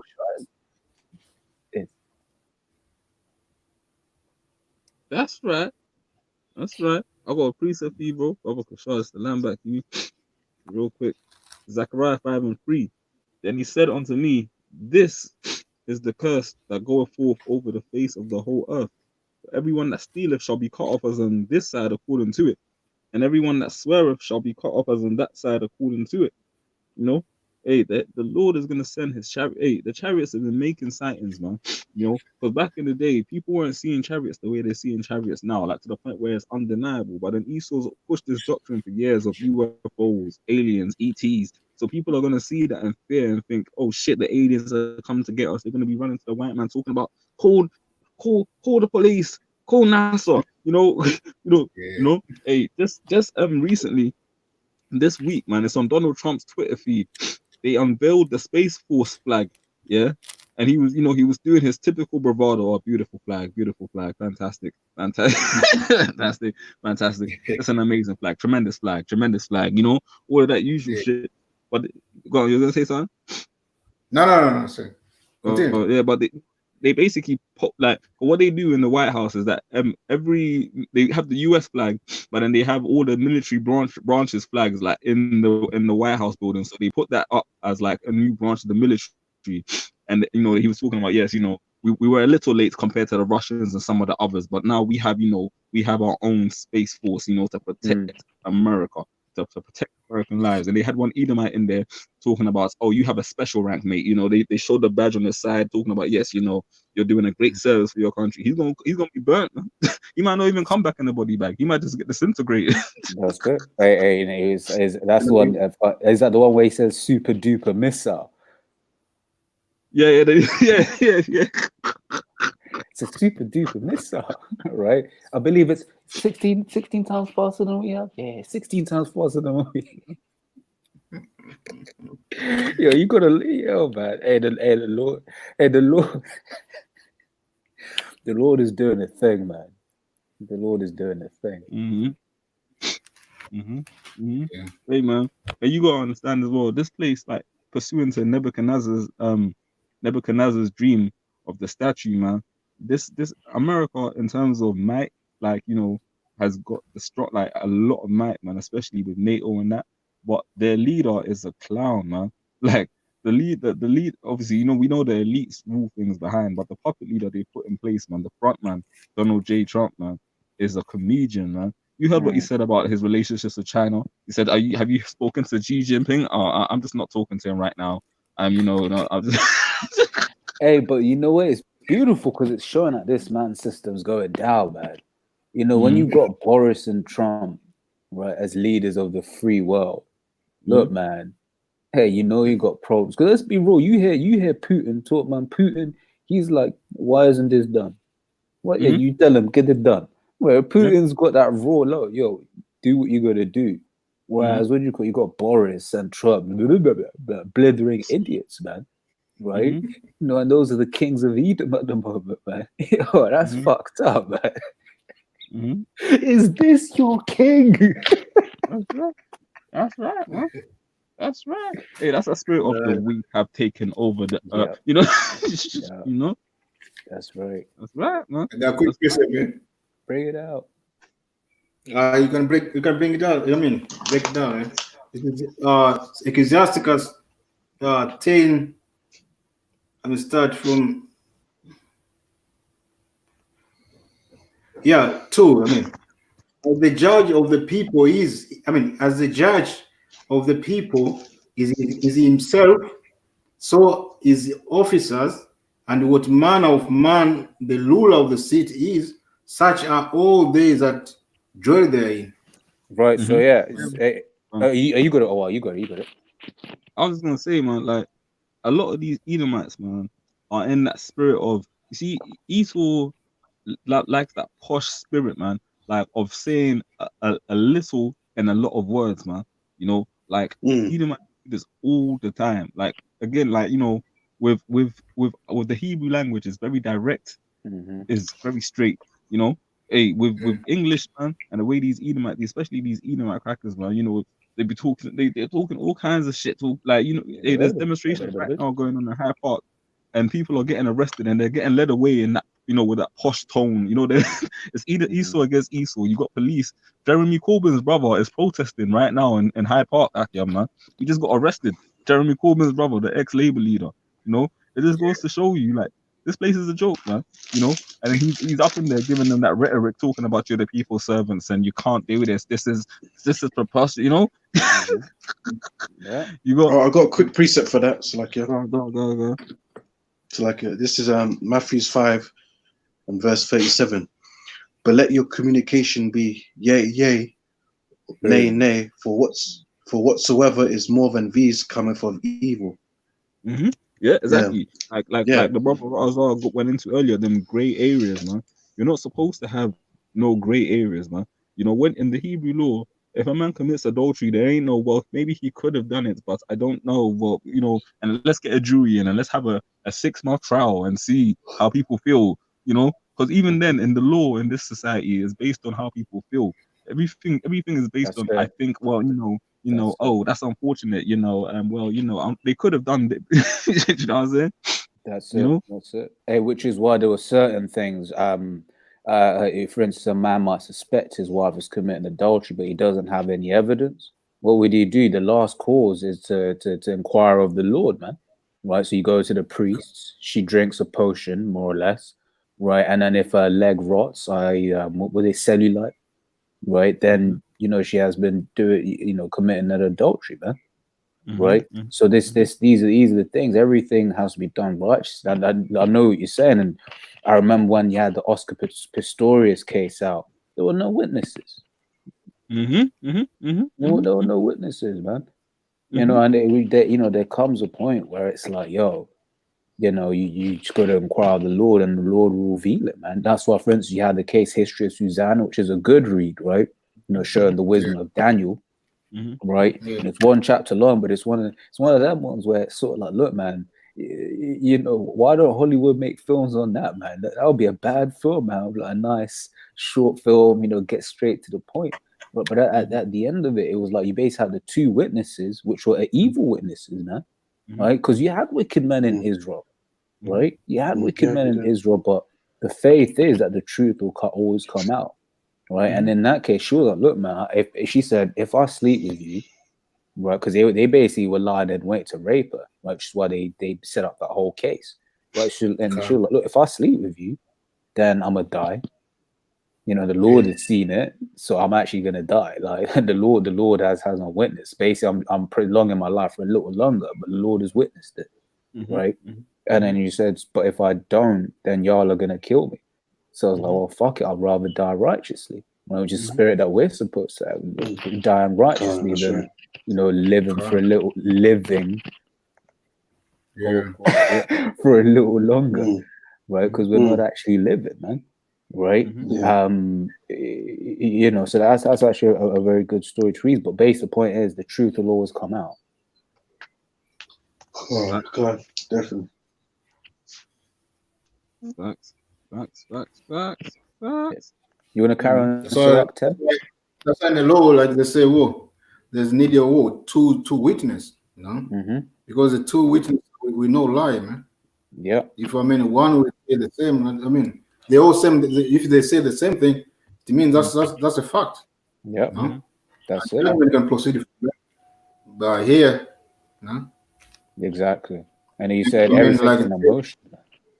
You got about No, yeah. I mean, this system that we are in, man. They can present even 10 witnesses. You know, they may say the same thing, but the judge, you know, because I mean, they want to get their money as well in the hand. They may.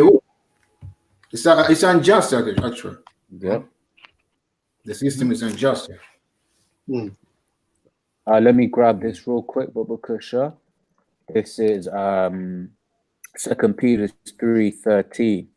Right, it says, "Nevertheless, we, according to His promise, look for new heavens and a new earth, wherein dwelleth righteousness."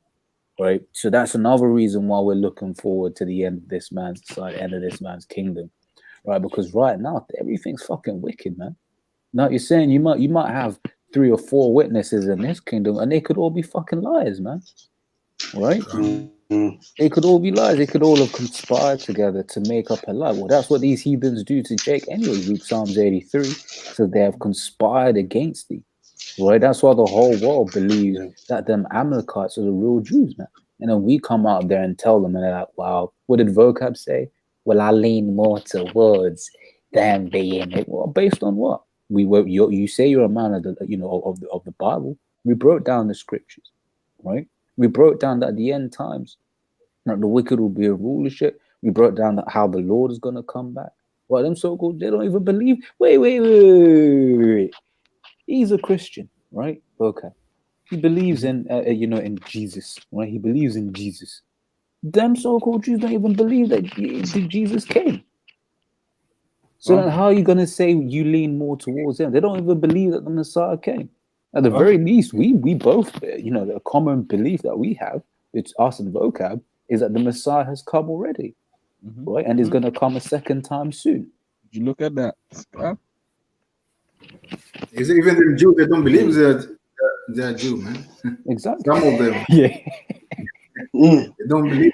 So that's it. Hey, you bros remember the time it was at Oxford Circus, man? You had them the Amalekite woman come with their daughter. Yeah. You remember her daughter's man, I wish she still had that video. Remember her daughter's face, man? Oh yeah. She's like, what? What, the abortion one? Yeah.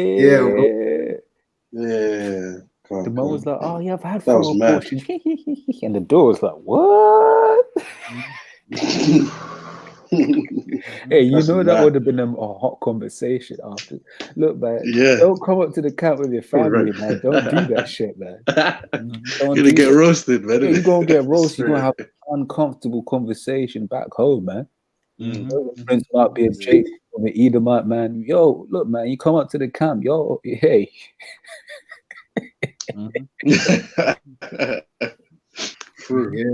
Hey, that's speed to expose them. So, Bob, I said the speed to expose them. The spirit, man. Yep. Since I quoted it, can I grab that real quick? It's Hebrews 4:12. Right. So, for the word of the Most High is quick, powerful, and sharper than any two-edged sword, right, piercing even to the dividing asunder of soul and spirit, and to the joints and marrow, and is the discerner of the thoughts and intents of the heart, right? So someone might come up with a slippery guile, right? That slippery serpent. What we can bring out the scriptures like, nah, you're the devil. We bring out scriptures on like how Esau can't be trusted. Sirach 12:10. That his wickedness is ultimately going to come out, right? Psalms 51, about how his words are smoother than butter. And do you know what will happen after a while of dealing with that Edomite? His horns will come out, man. His horns will come out. He'll say some backhanded racist shit, man.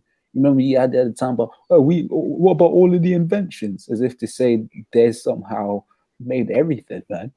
Right? Because ultimately all of these Edomites have that, that imperialist mind of they're better than everyone else. Whether they vocalize it or not, it's there. Right? Why? Because they're the devil, man. That's right. This world will cut you, man. Hey, that's how we came in. We came in by getting cut. We're like, oh, shit, I was wicked, man. Hey, some of the times, man, hey, we think back on things that we've done, and we're just like, man, fuck. But that's why the scripture says, "Let not your sins weigh you down, man." That's right. Well, I think brother was reading through the scripture. Otherwise, I got something. Oh, Sirach 10. Yeah. I think I'll finish here. Cool. Isaiah 10:1, man. Woe to them that decree unrighteous decrees, and that write grievousness which they have prescribed, to turn aside the needy from judgment, and to take away the right from the poor of my people, that widows may be their prey, and that they may rob the fatherless. Because I just want us to say on that, as wicked as, it's all part of the agenda, but this man is wicked, man. He's put it to where he's told people you cannot go to work to earn a living, and then he's put in trick holes in the way of getting the money. So it's like, you're telling people don't go and earn a living, but then you're making it difficult for them to reach the money. You know that thing of like, you dangle a carrot in front of a fat person and you just watch them, oh shit, No, that's what Esau was doing. You were gonna say something on that, bro? Yeah, man. But, hey, ultimately speaking, man, Esau is the master. I'm telling you, man. I remember there was a video with this one Cockney Jake, and he was talking to a ticket inspector, and he's like, "They fucking got you out here, mate, in the midst of a fucking pandemic, you know? Because, hey, man, you know them ticket inspectors still be giving them £60 fines out, man. £65 fines out. They done raised the congestion charge, man. Coming back in June, you Jake are gonna have to be paying tooth and nail. Listen, a lot of you Jake, man, are not going to be able to afford to get to work, man, because they're talking about raising taxes. They're talking about fucking freezing wages, and a lot of you Jake don't do those kind of jobs. A lot of even amongst us, a lot of Jake don't have the kind of job where you can work from home, man. A lot of Jake's physical manual labor where you physically have to go to work, you know. Yep, and this is a good point because you're saying there's this whole thing about because in London everyone under 16, you know, has the Oyster card. They can use public transport for free, and they're even saying that that's one of the proposals to cancel that, man. Right? And you know, people are like, yo, there are some families they can't even give their children pocket money for food. Now you're saying you got to give them pocket money for food and for travel. You know, I'll be honest, when growing up, man, you know, I'm from a poor family, man. You know, pocket money, what's that? People used to get pocket money. Oh shit, how does that feel? Yeah. What's that like, man?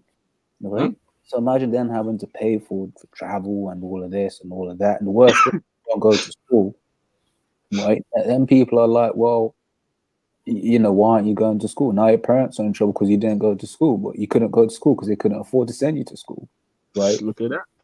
You know, it's just crazy, man. It's starting to look more and more like, you know, the third world that these devils take the piss out of, man.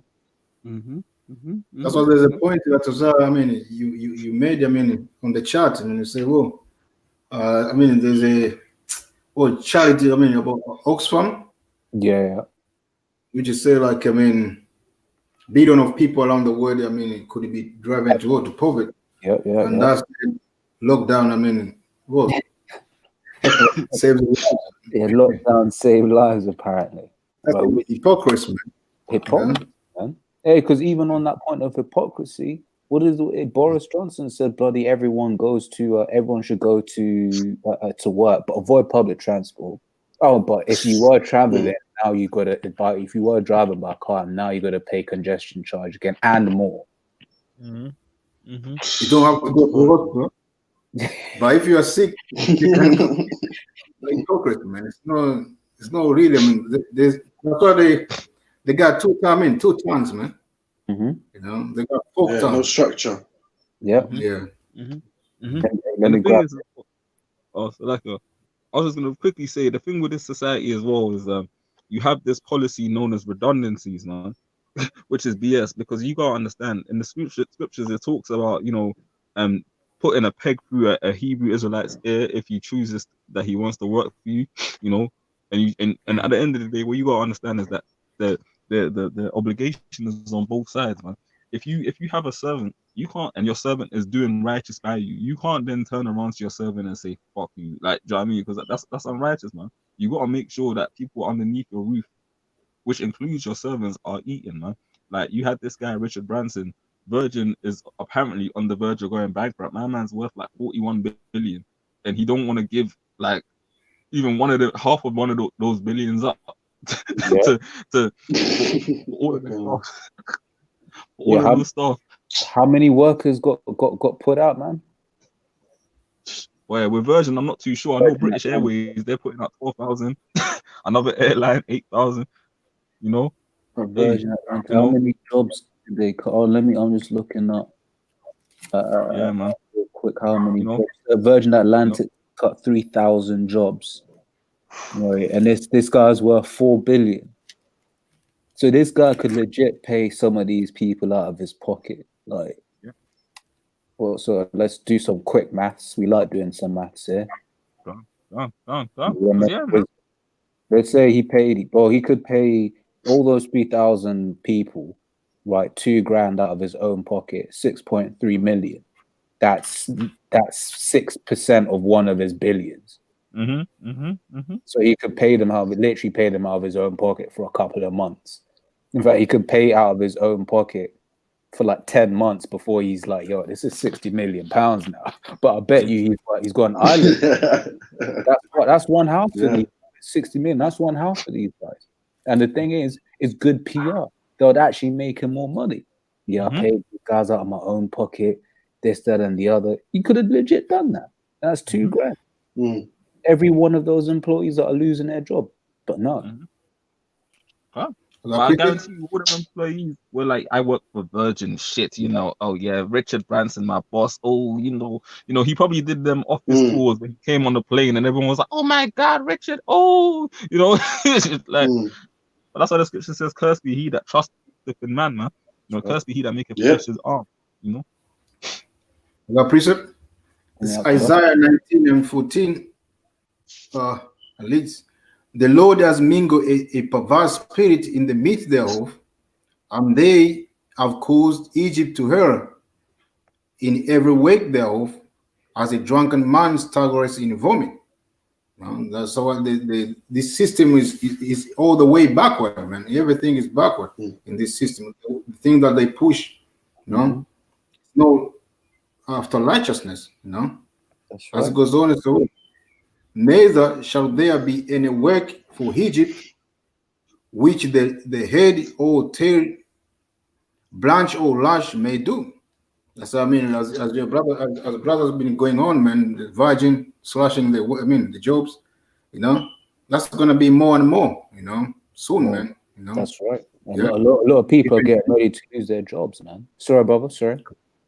No, can Hey, no, because you got it, bro. You got it. Yeah, like a different company right now, as we see, like America right now, they jobless. I mean, people become more jobless, man. They lose their job actually. There's a high number of people without job right now in America. Even here, the same worldwide actually. Worldwide. In this Edomite system, Egypt. That's right. I wanted to add, because it says at the top there, have mingled a perverse spirit. From one of those perverse spirits is pride, man. Like you read in Sirach too, as a leader of the city, he saw the people that dwell therein, and Esau was a proud man. So these people are proud. And what I wanted to bring on that point was talking about jobs. These people have plantation pride, man. Right? Because like Walk quoted, they're like, I work at Virgin. They be wearing the the uniform, whatever, with the red and whatever. Right? I work at Virgin. Yeah, all of these bloody, these bitches and that. No, but now you don't work anywhere. Right? And that's the thing. in the law, right? In the law, what does it say? A man works for 7 years and then he's good. Right? He should be good after 7 years. But these people, all of us, in fact, if we start working, right, and if the benefit system stop, being there for us, then we through. Right? No one's going to take care of us. As we read earlier on, 78% of Americans live paycheck to paycheck. We just read that.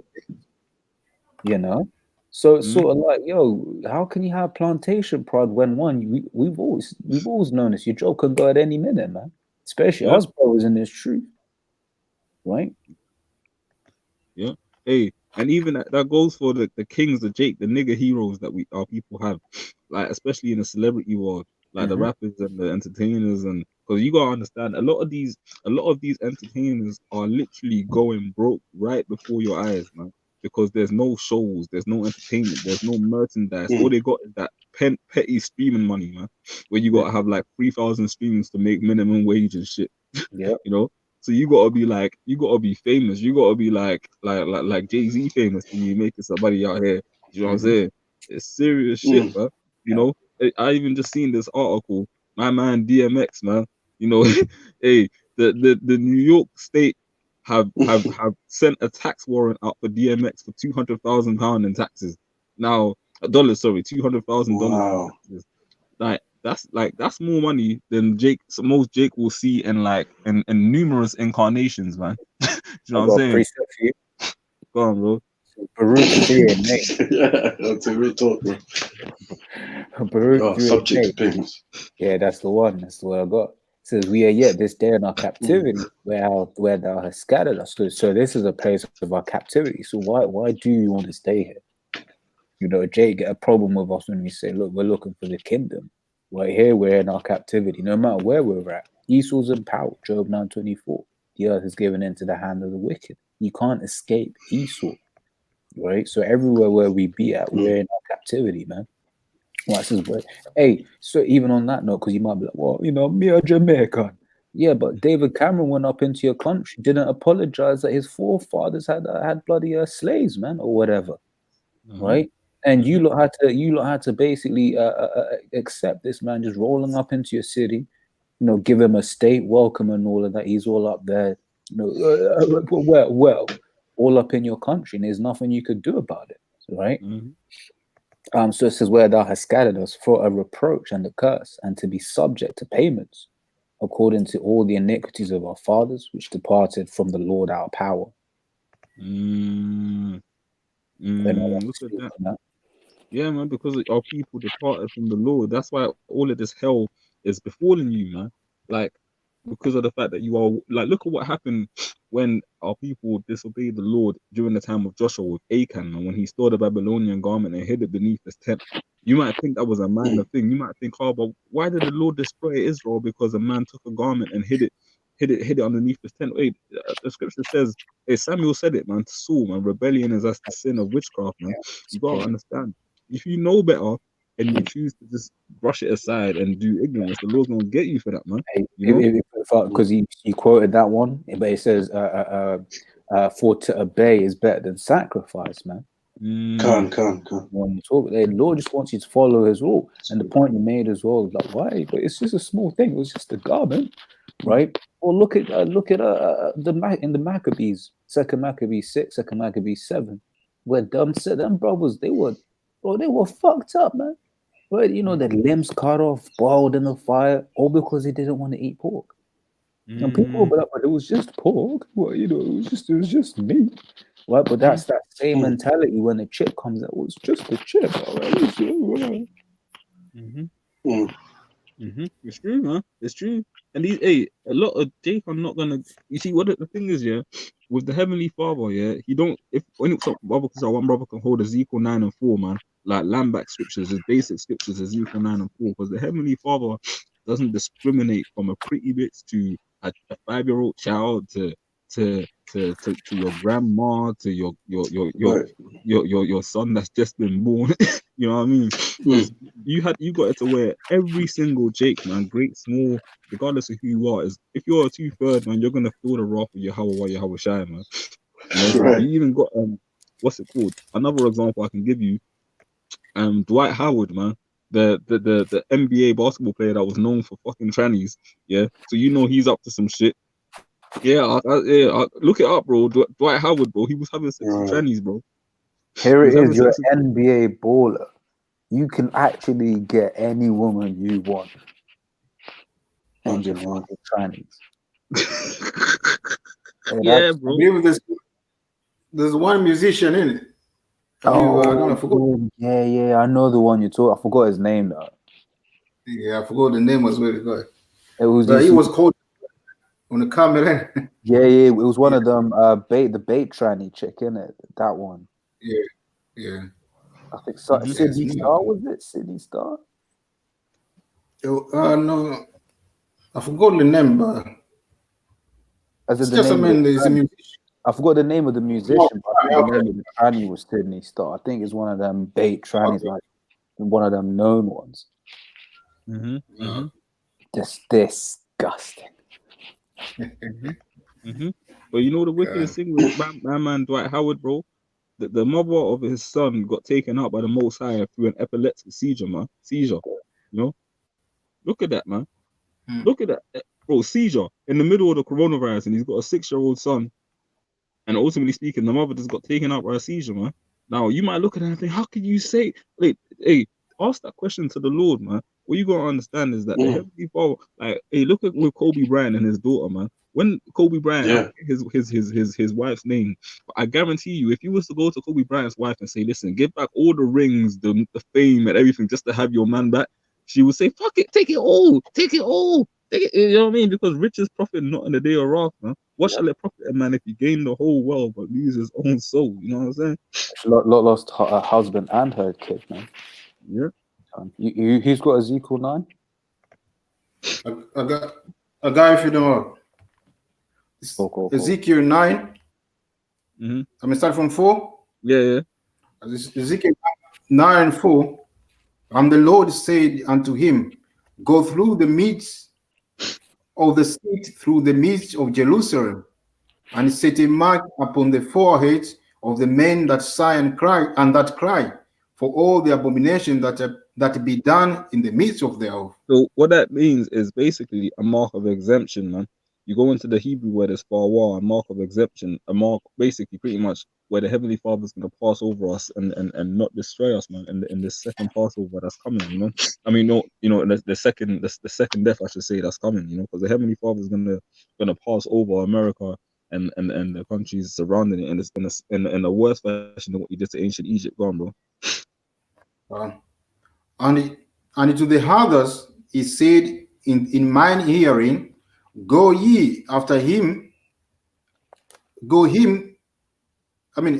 through the seat, and smite, let not your eyes spare, neither have ye pity. So basically he was saying, and notice he said in mine hearing as well. So the Heavenly Father actually said to the death angel, I want to be aware when you're doing this. I want to hear the blood curdling screams. I want to hear the begging for mercy. I want to hear the I'm sorry, all of that. You know, he said, do it in my hearing, man. And he said, don't take no prisoners, man. Go on, bro.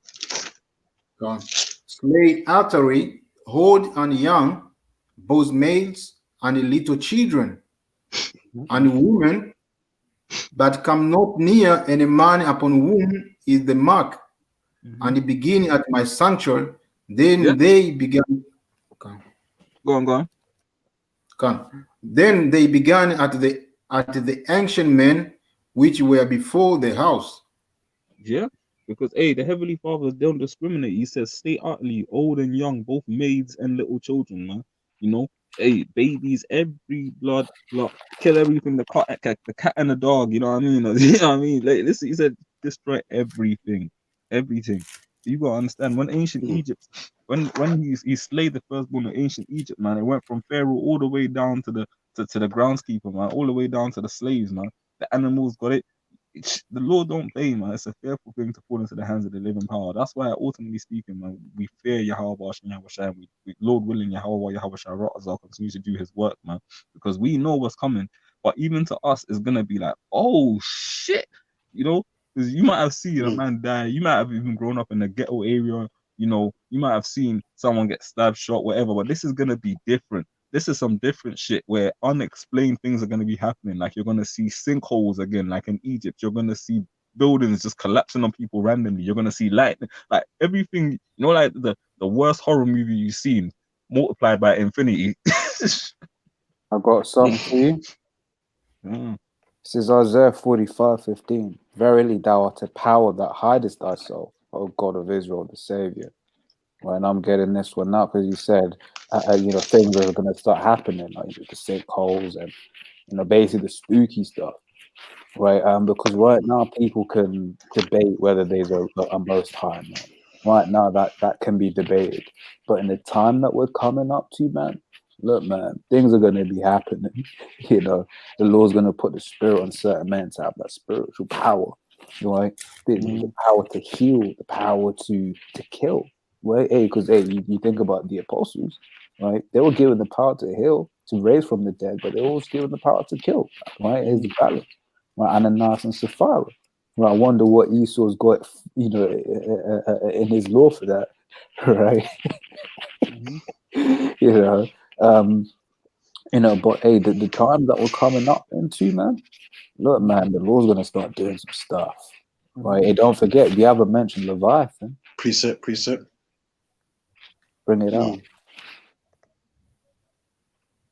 This is Jeremiah chapter 30. I'm going to start from verse 4. And these are the words that the Lord Yahweh spake concerning Israel and concerning Judah. For thus saith the Lord Yahweh, we have heard a voice of trembling, of fear, and not of peace? Ask ye now, and see whether a man doth travail with child. Wherefore do I see every man with his hands on his loins, as a woman in travail, and all faces are turned into paleness? Alas, for that day is great, so there is none like it. It is even a time of Jacob's trouble, but he shall be saved out of it. So yeah, man, like the brothers are going into, you can combine all these major catastrophe, apocalypse, post-apocalypse type movies, Day After Tomorrow, Independence Day, the knowing Terminator, was it Terminator 3 where all the nukes came off? Final Destination. That last, yeah. The last India, Final Destination, all those great movies that you've seen, Children of Man.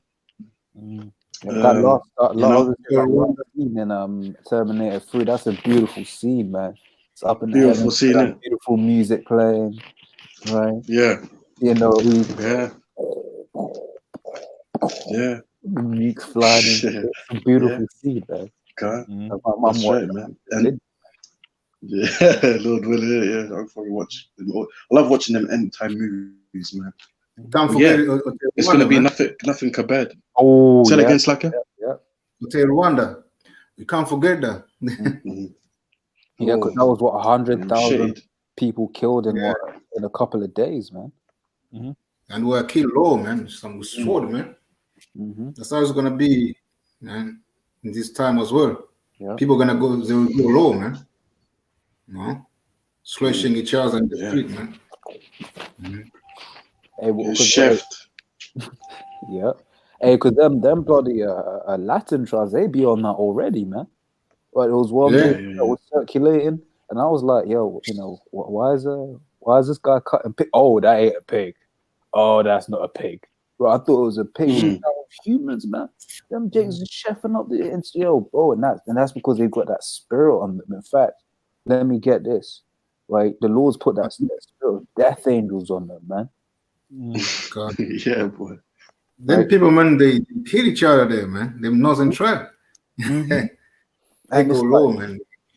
It's some stuff you don't want to see, man. You're like, oh shit.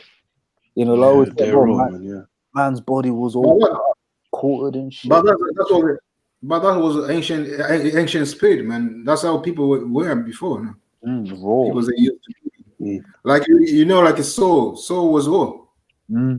Yeah. The King Saul was a man. Yeah, so that's it. Samuel. Was it Samuel when Saul did it? Samuel was a prophet. He hewn him, man. He cut him. But that's a good point. That's a good point, man. Right? Even what do you call Judges about you know, the one the guy whose concubine basically got raped. Which got he cut it up in 12 pieces, man. Not even just cut, he then sent it to each of the tribes, man. Right, so that's a good point, bro. That's that raw spirit, right? We ain't us brothers in the West. We don't know that life, man. Right, unless that's why the scriptures say, you know, the Lord is gonna put His Spirit upon us, and then we go and do these things in Eden, right? Because you read Psalms 137:9. Where it says dash our little ones against the stones. Hey, if you will, right now, none of us could do that. I'ma confidently say that. Right now, none of us could do that. But in that day, when the Lord puts the Spirit on us,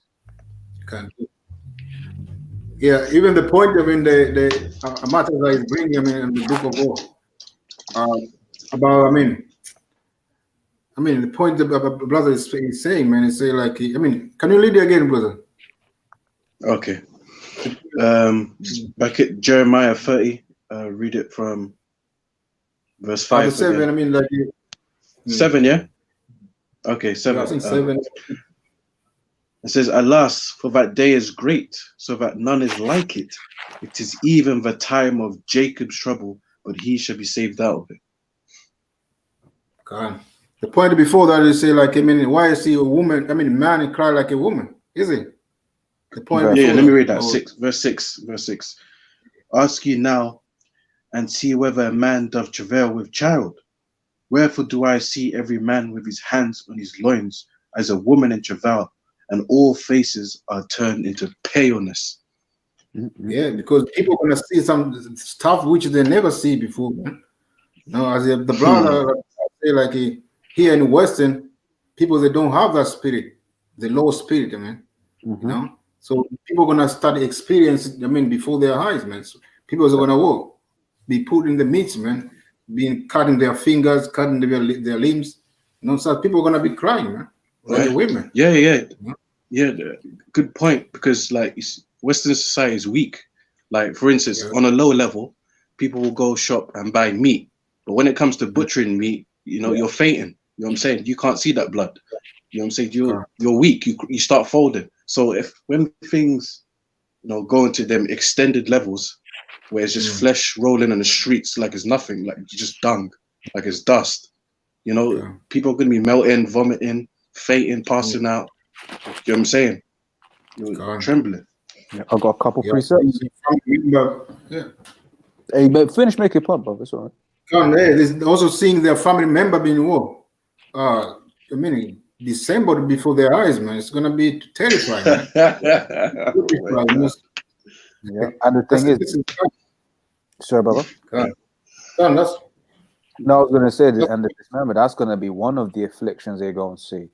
But they might see that exactly only one. What do you call it? Getting sick because they haven't had enough food. They're all frail. They haven't eaten in ages. Then some bandits come to the house, right? And then they tie you, make you watch.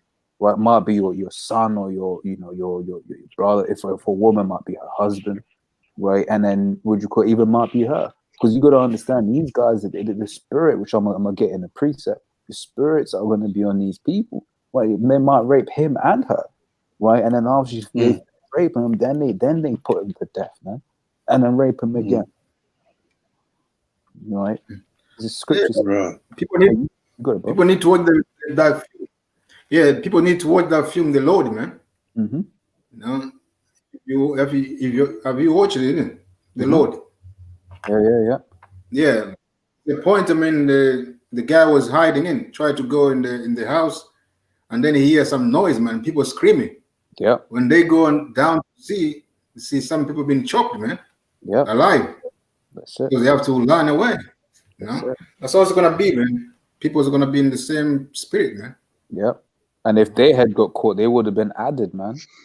It would have been added to it's sort of like the farm, man. It would have been added to the farm. Because the times are coming. People are, why are you referencing films? Look, man.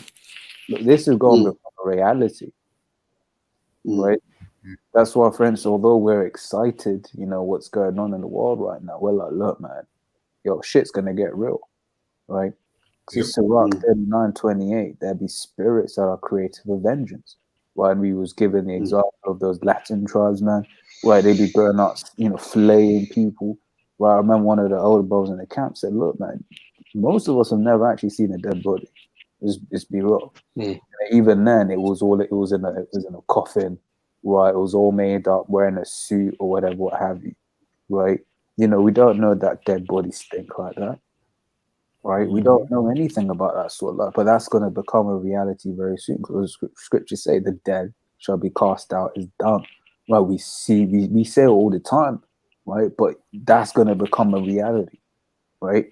It says, which in their fury lay on sore strokes. In the time of destruction, they pour out their force and appease the wrath of him that made them. Right, so the Most High is the one that created these evil spirits, man.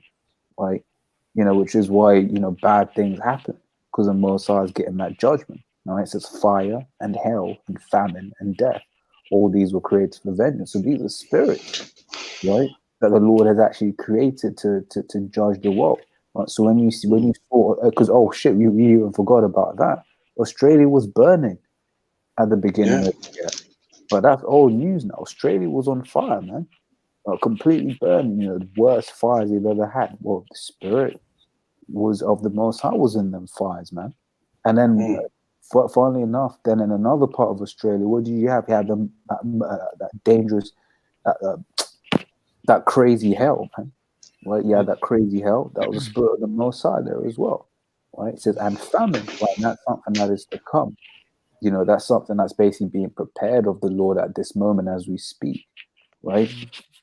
It says, and death, right? It says all these were created for vengeance. Teeth of wild beasts, right? So these wild beasts, they gonna come out, they gonna start doing their stuff, they gonna start doing their thing, right? You know, you gonna have these dogs, right? You know, you get these guys that they might have a pit bull or whatever, right? That they use to fight. But in that day, the Lord might put the pit bull, the spirit on the pit bull to eat him, man, to eat its owner, right? It says, and scorpions, and serpents, and the sword punishing the wicked to destruction. Right, it says they shall rejoice in his commandments, right? So when these evil spirits are doing what they're doing, right, you know, it's sort of like a child doing something that their father did. Daddy, I did it. Daddy, I did it. Did you see that? Right? You know, it says, and they shall be ready upon earth where need is. So hey, this is the thing. So the Lord have all these spirits there, right? He's just getting ready to unleash them, man. Right, it says, and when their time has come, they shall not transgress his word. Right, therefore, from the beginning I was resolved and thought upon these things and have left them in writing. All the works of the Lord are good, and he will give every needful thing in due season. Right, so now Christians ain't gonna bring this one out because they just said, wait, there be spirits that are created to do evil things upon the earth, right? You know, you get fires, you get hail, you get famines. Like people die in famines. Like lots of people die in famines. But then the Lord then goes and says, you know, you know, Sirach, all the works of the Lord are good. So they saying all of those things are in the eyes of the Lord good, right? And he will give everything, every needful thing in due season, so that a man cannot say this is worse than that. For in the time they shall all be well approved. And therefore praise ye the Lord with the heart and mouth, and bless the name of the Lord. Right, so it goes on to say, not only did the Lord create all of these things, but praise him for creating all of these things that be doing, you know, this damage. That's right. That's right. That's right. That's right. There you go. We start getting some, you know, pros and presets and everything. Yeah. I was gonna say off what you said, man. In Sirach 33, it's written that the Heavenly Father created everything in balance, like this to back you, man. You know, good is, but you need evil to have good. You need to have light to have dark. You gotta have. The scripture says in Proverbs 16:4 that the Lord has created everything for Himself, even the wicked for their day evil. And that's, you know, like it might seem basic to us, but that's next level understanding, because there's a lot of people out here. Like right now, you know, there's people dying in the world every day, man, in different types of ways, man. And pretty much every other second, somebody's dying. Somebody's mourning, thinking, "Why, God? If there was a God, why?" You know, like all the rest of that. Why would He allow my baby to die? Why is my grand? You know. But ultimately speaking, man, is judgment number one.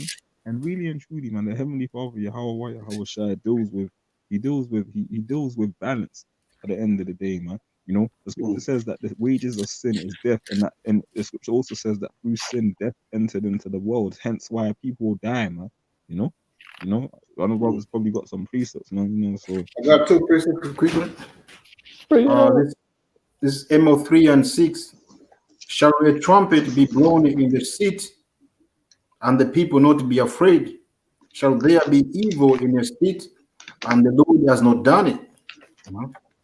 So all the things that we see right now happening in the earth, you know, they quick, saying this is Mother Nature when they see earthquakes and stuff like that. They don't give glory to Mosiah.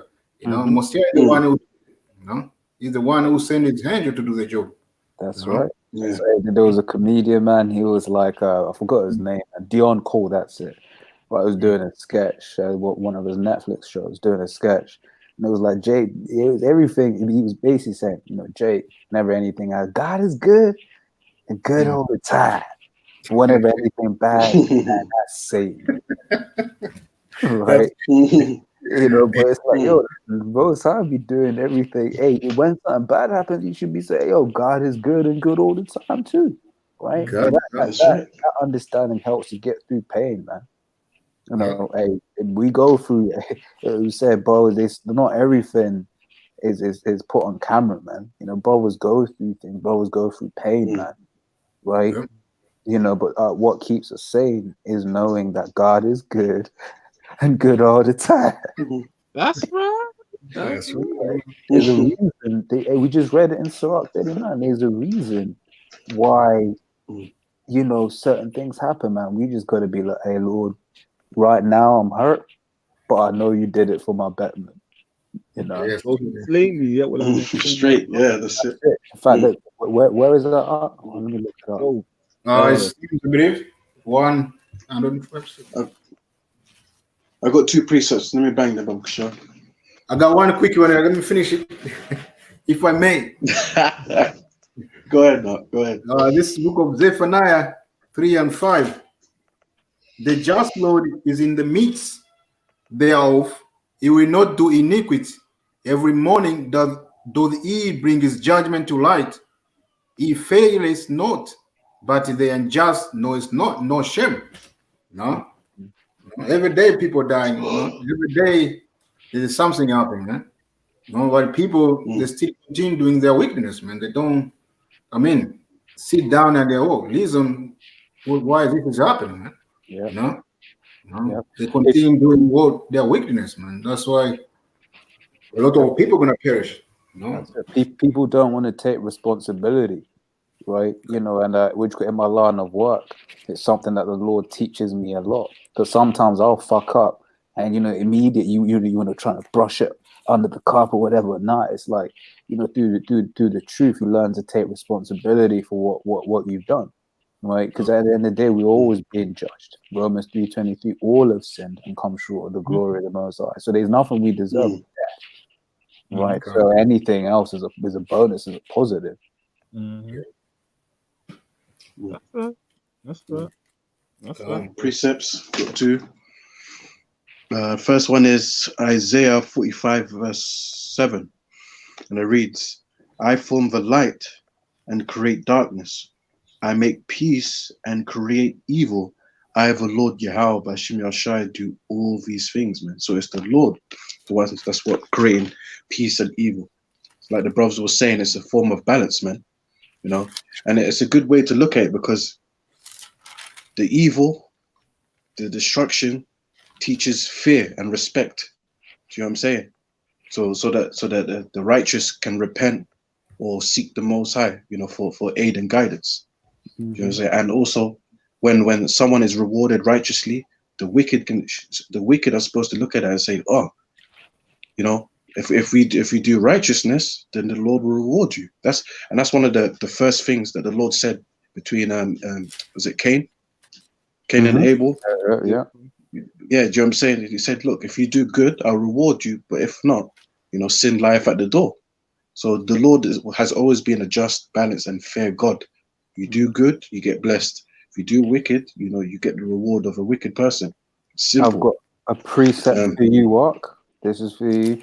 Okay. Psalms 58 and 11, so that a man shall say, verily, there is a reward for the righteous, but verily he is a power that judges in the earth. Right, so there's a reward for the righteous. And what are the righteous? Them that do righteously. So there's a reward for righteousness. Yeah. There you go, man. And Galatians, the Most High is not mocked, but wherever you sow, thou shalt reap. This is Deuteronomy 32 and 9, last one. It says, see now that I, even I, am he, and there is no God with me. I kill and I make alive. I wound and I heal. Neither is there any that can deliver out of my hand. Plain and simple, man. The Most High does all of these things, man. When you read in the scriptures, it says the Most High is the Father of spirits. So when you look deep into that, you know, you get people come out with the concept of the Grim Reaper. Well, the Most High is actually the Grim Reaper. You know, he gives souls, he brings souls to be judged on the earth, and he collects them. Yeah, that's it. How was the death angel over Egypt, man? There you go. Right? You know, because that's it. There's a balance into everything, man. That's right. Hey, what did Yahushua say in Luke 19? Them that would reign over them, bring hither and slay them. Slay them. Right? Yeah. Isaiah 63. That's it. That's a load, man. But if you take the Christian, they will refuse, to understand that. They will back, they will not, like what kind of God is that? Not my God. Not my God. Yeah, and that's why God Paycheck. did those things to you. Because he said that's not my God. You didn't accept, man. Yeah, now you get judged. Yeah. That's right. That's right. Let's see if your God can save you from our God. Oh, God, the one you ask about and Job? the righteous. Okay. Yeah. If the righteous might, if you want. Yeah, let's read that, and then unless anyone else has got any closing precepts, just close on that. This is Psalms 141:5. Let the righteous smite me, it shall be a kindness, and let him reprove me, it shall be an excellent oil, which shall not break my head, for yet my prayer also shall be in their calamities. That's right. Yeah, man. Hey, the Heavenly Father is going to destroy 2/3 of our people, and he's going to take pleasure in doing it, man. Great pleasure, man. Yeah. Great pleasure. I got this on my laptop right here, yeah. If my camera works, Satan, look at that. Okay, cool. Old Testament murder. They only want to put the Old Testament, but they said Old Testament murder count. God v Satan. Blue represents the Most High. Red is Satan. Look at that. Rotten. Look at that. Look at that. Oh my gosh. But don't forget, brother, God hates sin, not the sinner. Not the sinner. No. God hates Yep. And these people are wicked, but they're wicked in the sense that they don't add in who he's killing now. Those are just recorded deaths, man. Yeah. Those are the ones in the scriptures. What about now? Well, but these people don't believe in them, so they don't believe. Once again, it's this thing about taking responsibility. They don't want to take responsibility. They just think, people die because people die. People die to get old, or he was in the wrong place at the wrong time. The Lord led him.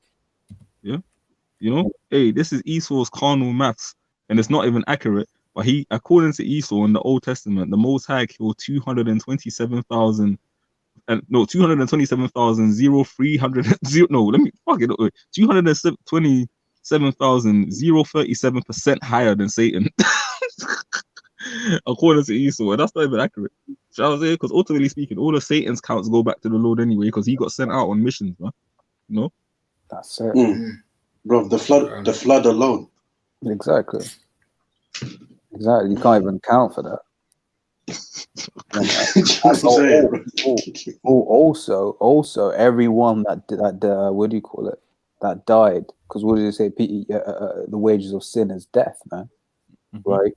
So people that basically died regularly, they count to them as a death count, man. They got put to death for of the Lord cometh the issues of life and death. Right? What was it? Was it Elijah? He got translated, man. They got translated. It got translated. Right. So every death on the face of the planet Earth, really. So what do you call it? They should just put the infinity sign. Infinity. And still counting. And count, exactly. Because even in the kingdom, in the kingdom, even though Israelites will live forever, but the heathen, they're still gonna die. That's it. And what's going to kill them is sin. That's it. And us. That's Raise them back up again, they kill them again. And where are we going to get that power? From the Most High. From the Most High. That's it. And so hey, as always, Lord's what I was edifying, to you brothers that are watching the future, that are watching now.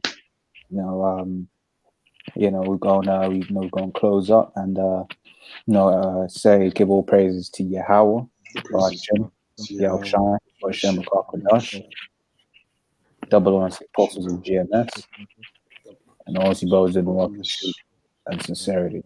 Shalom. Shalom to the elect. Shalom.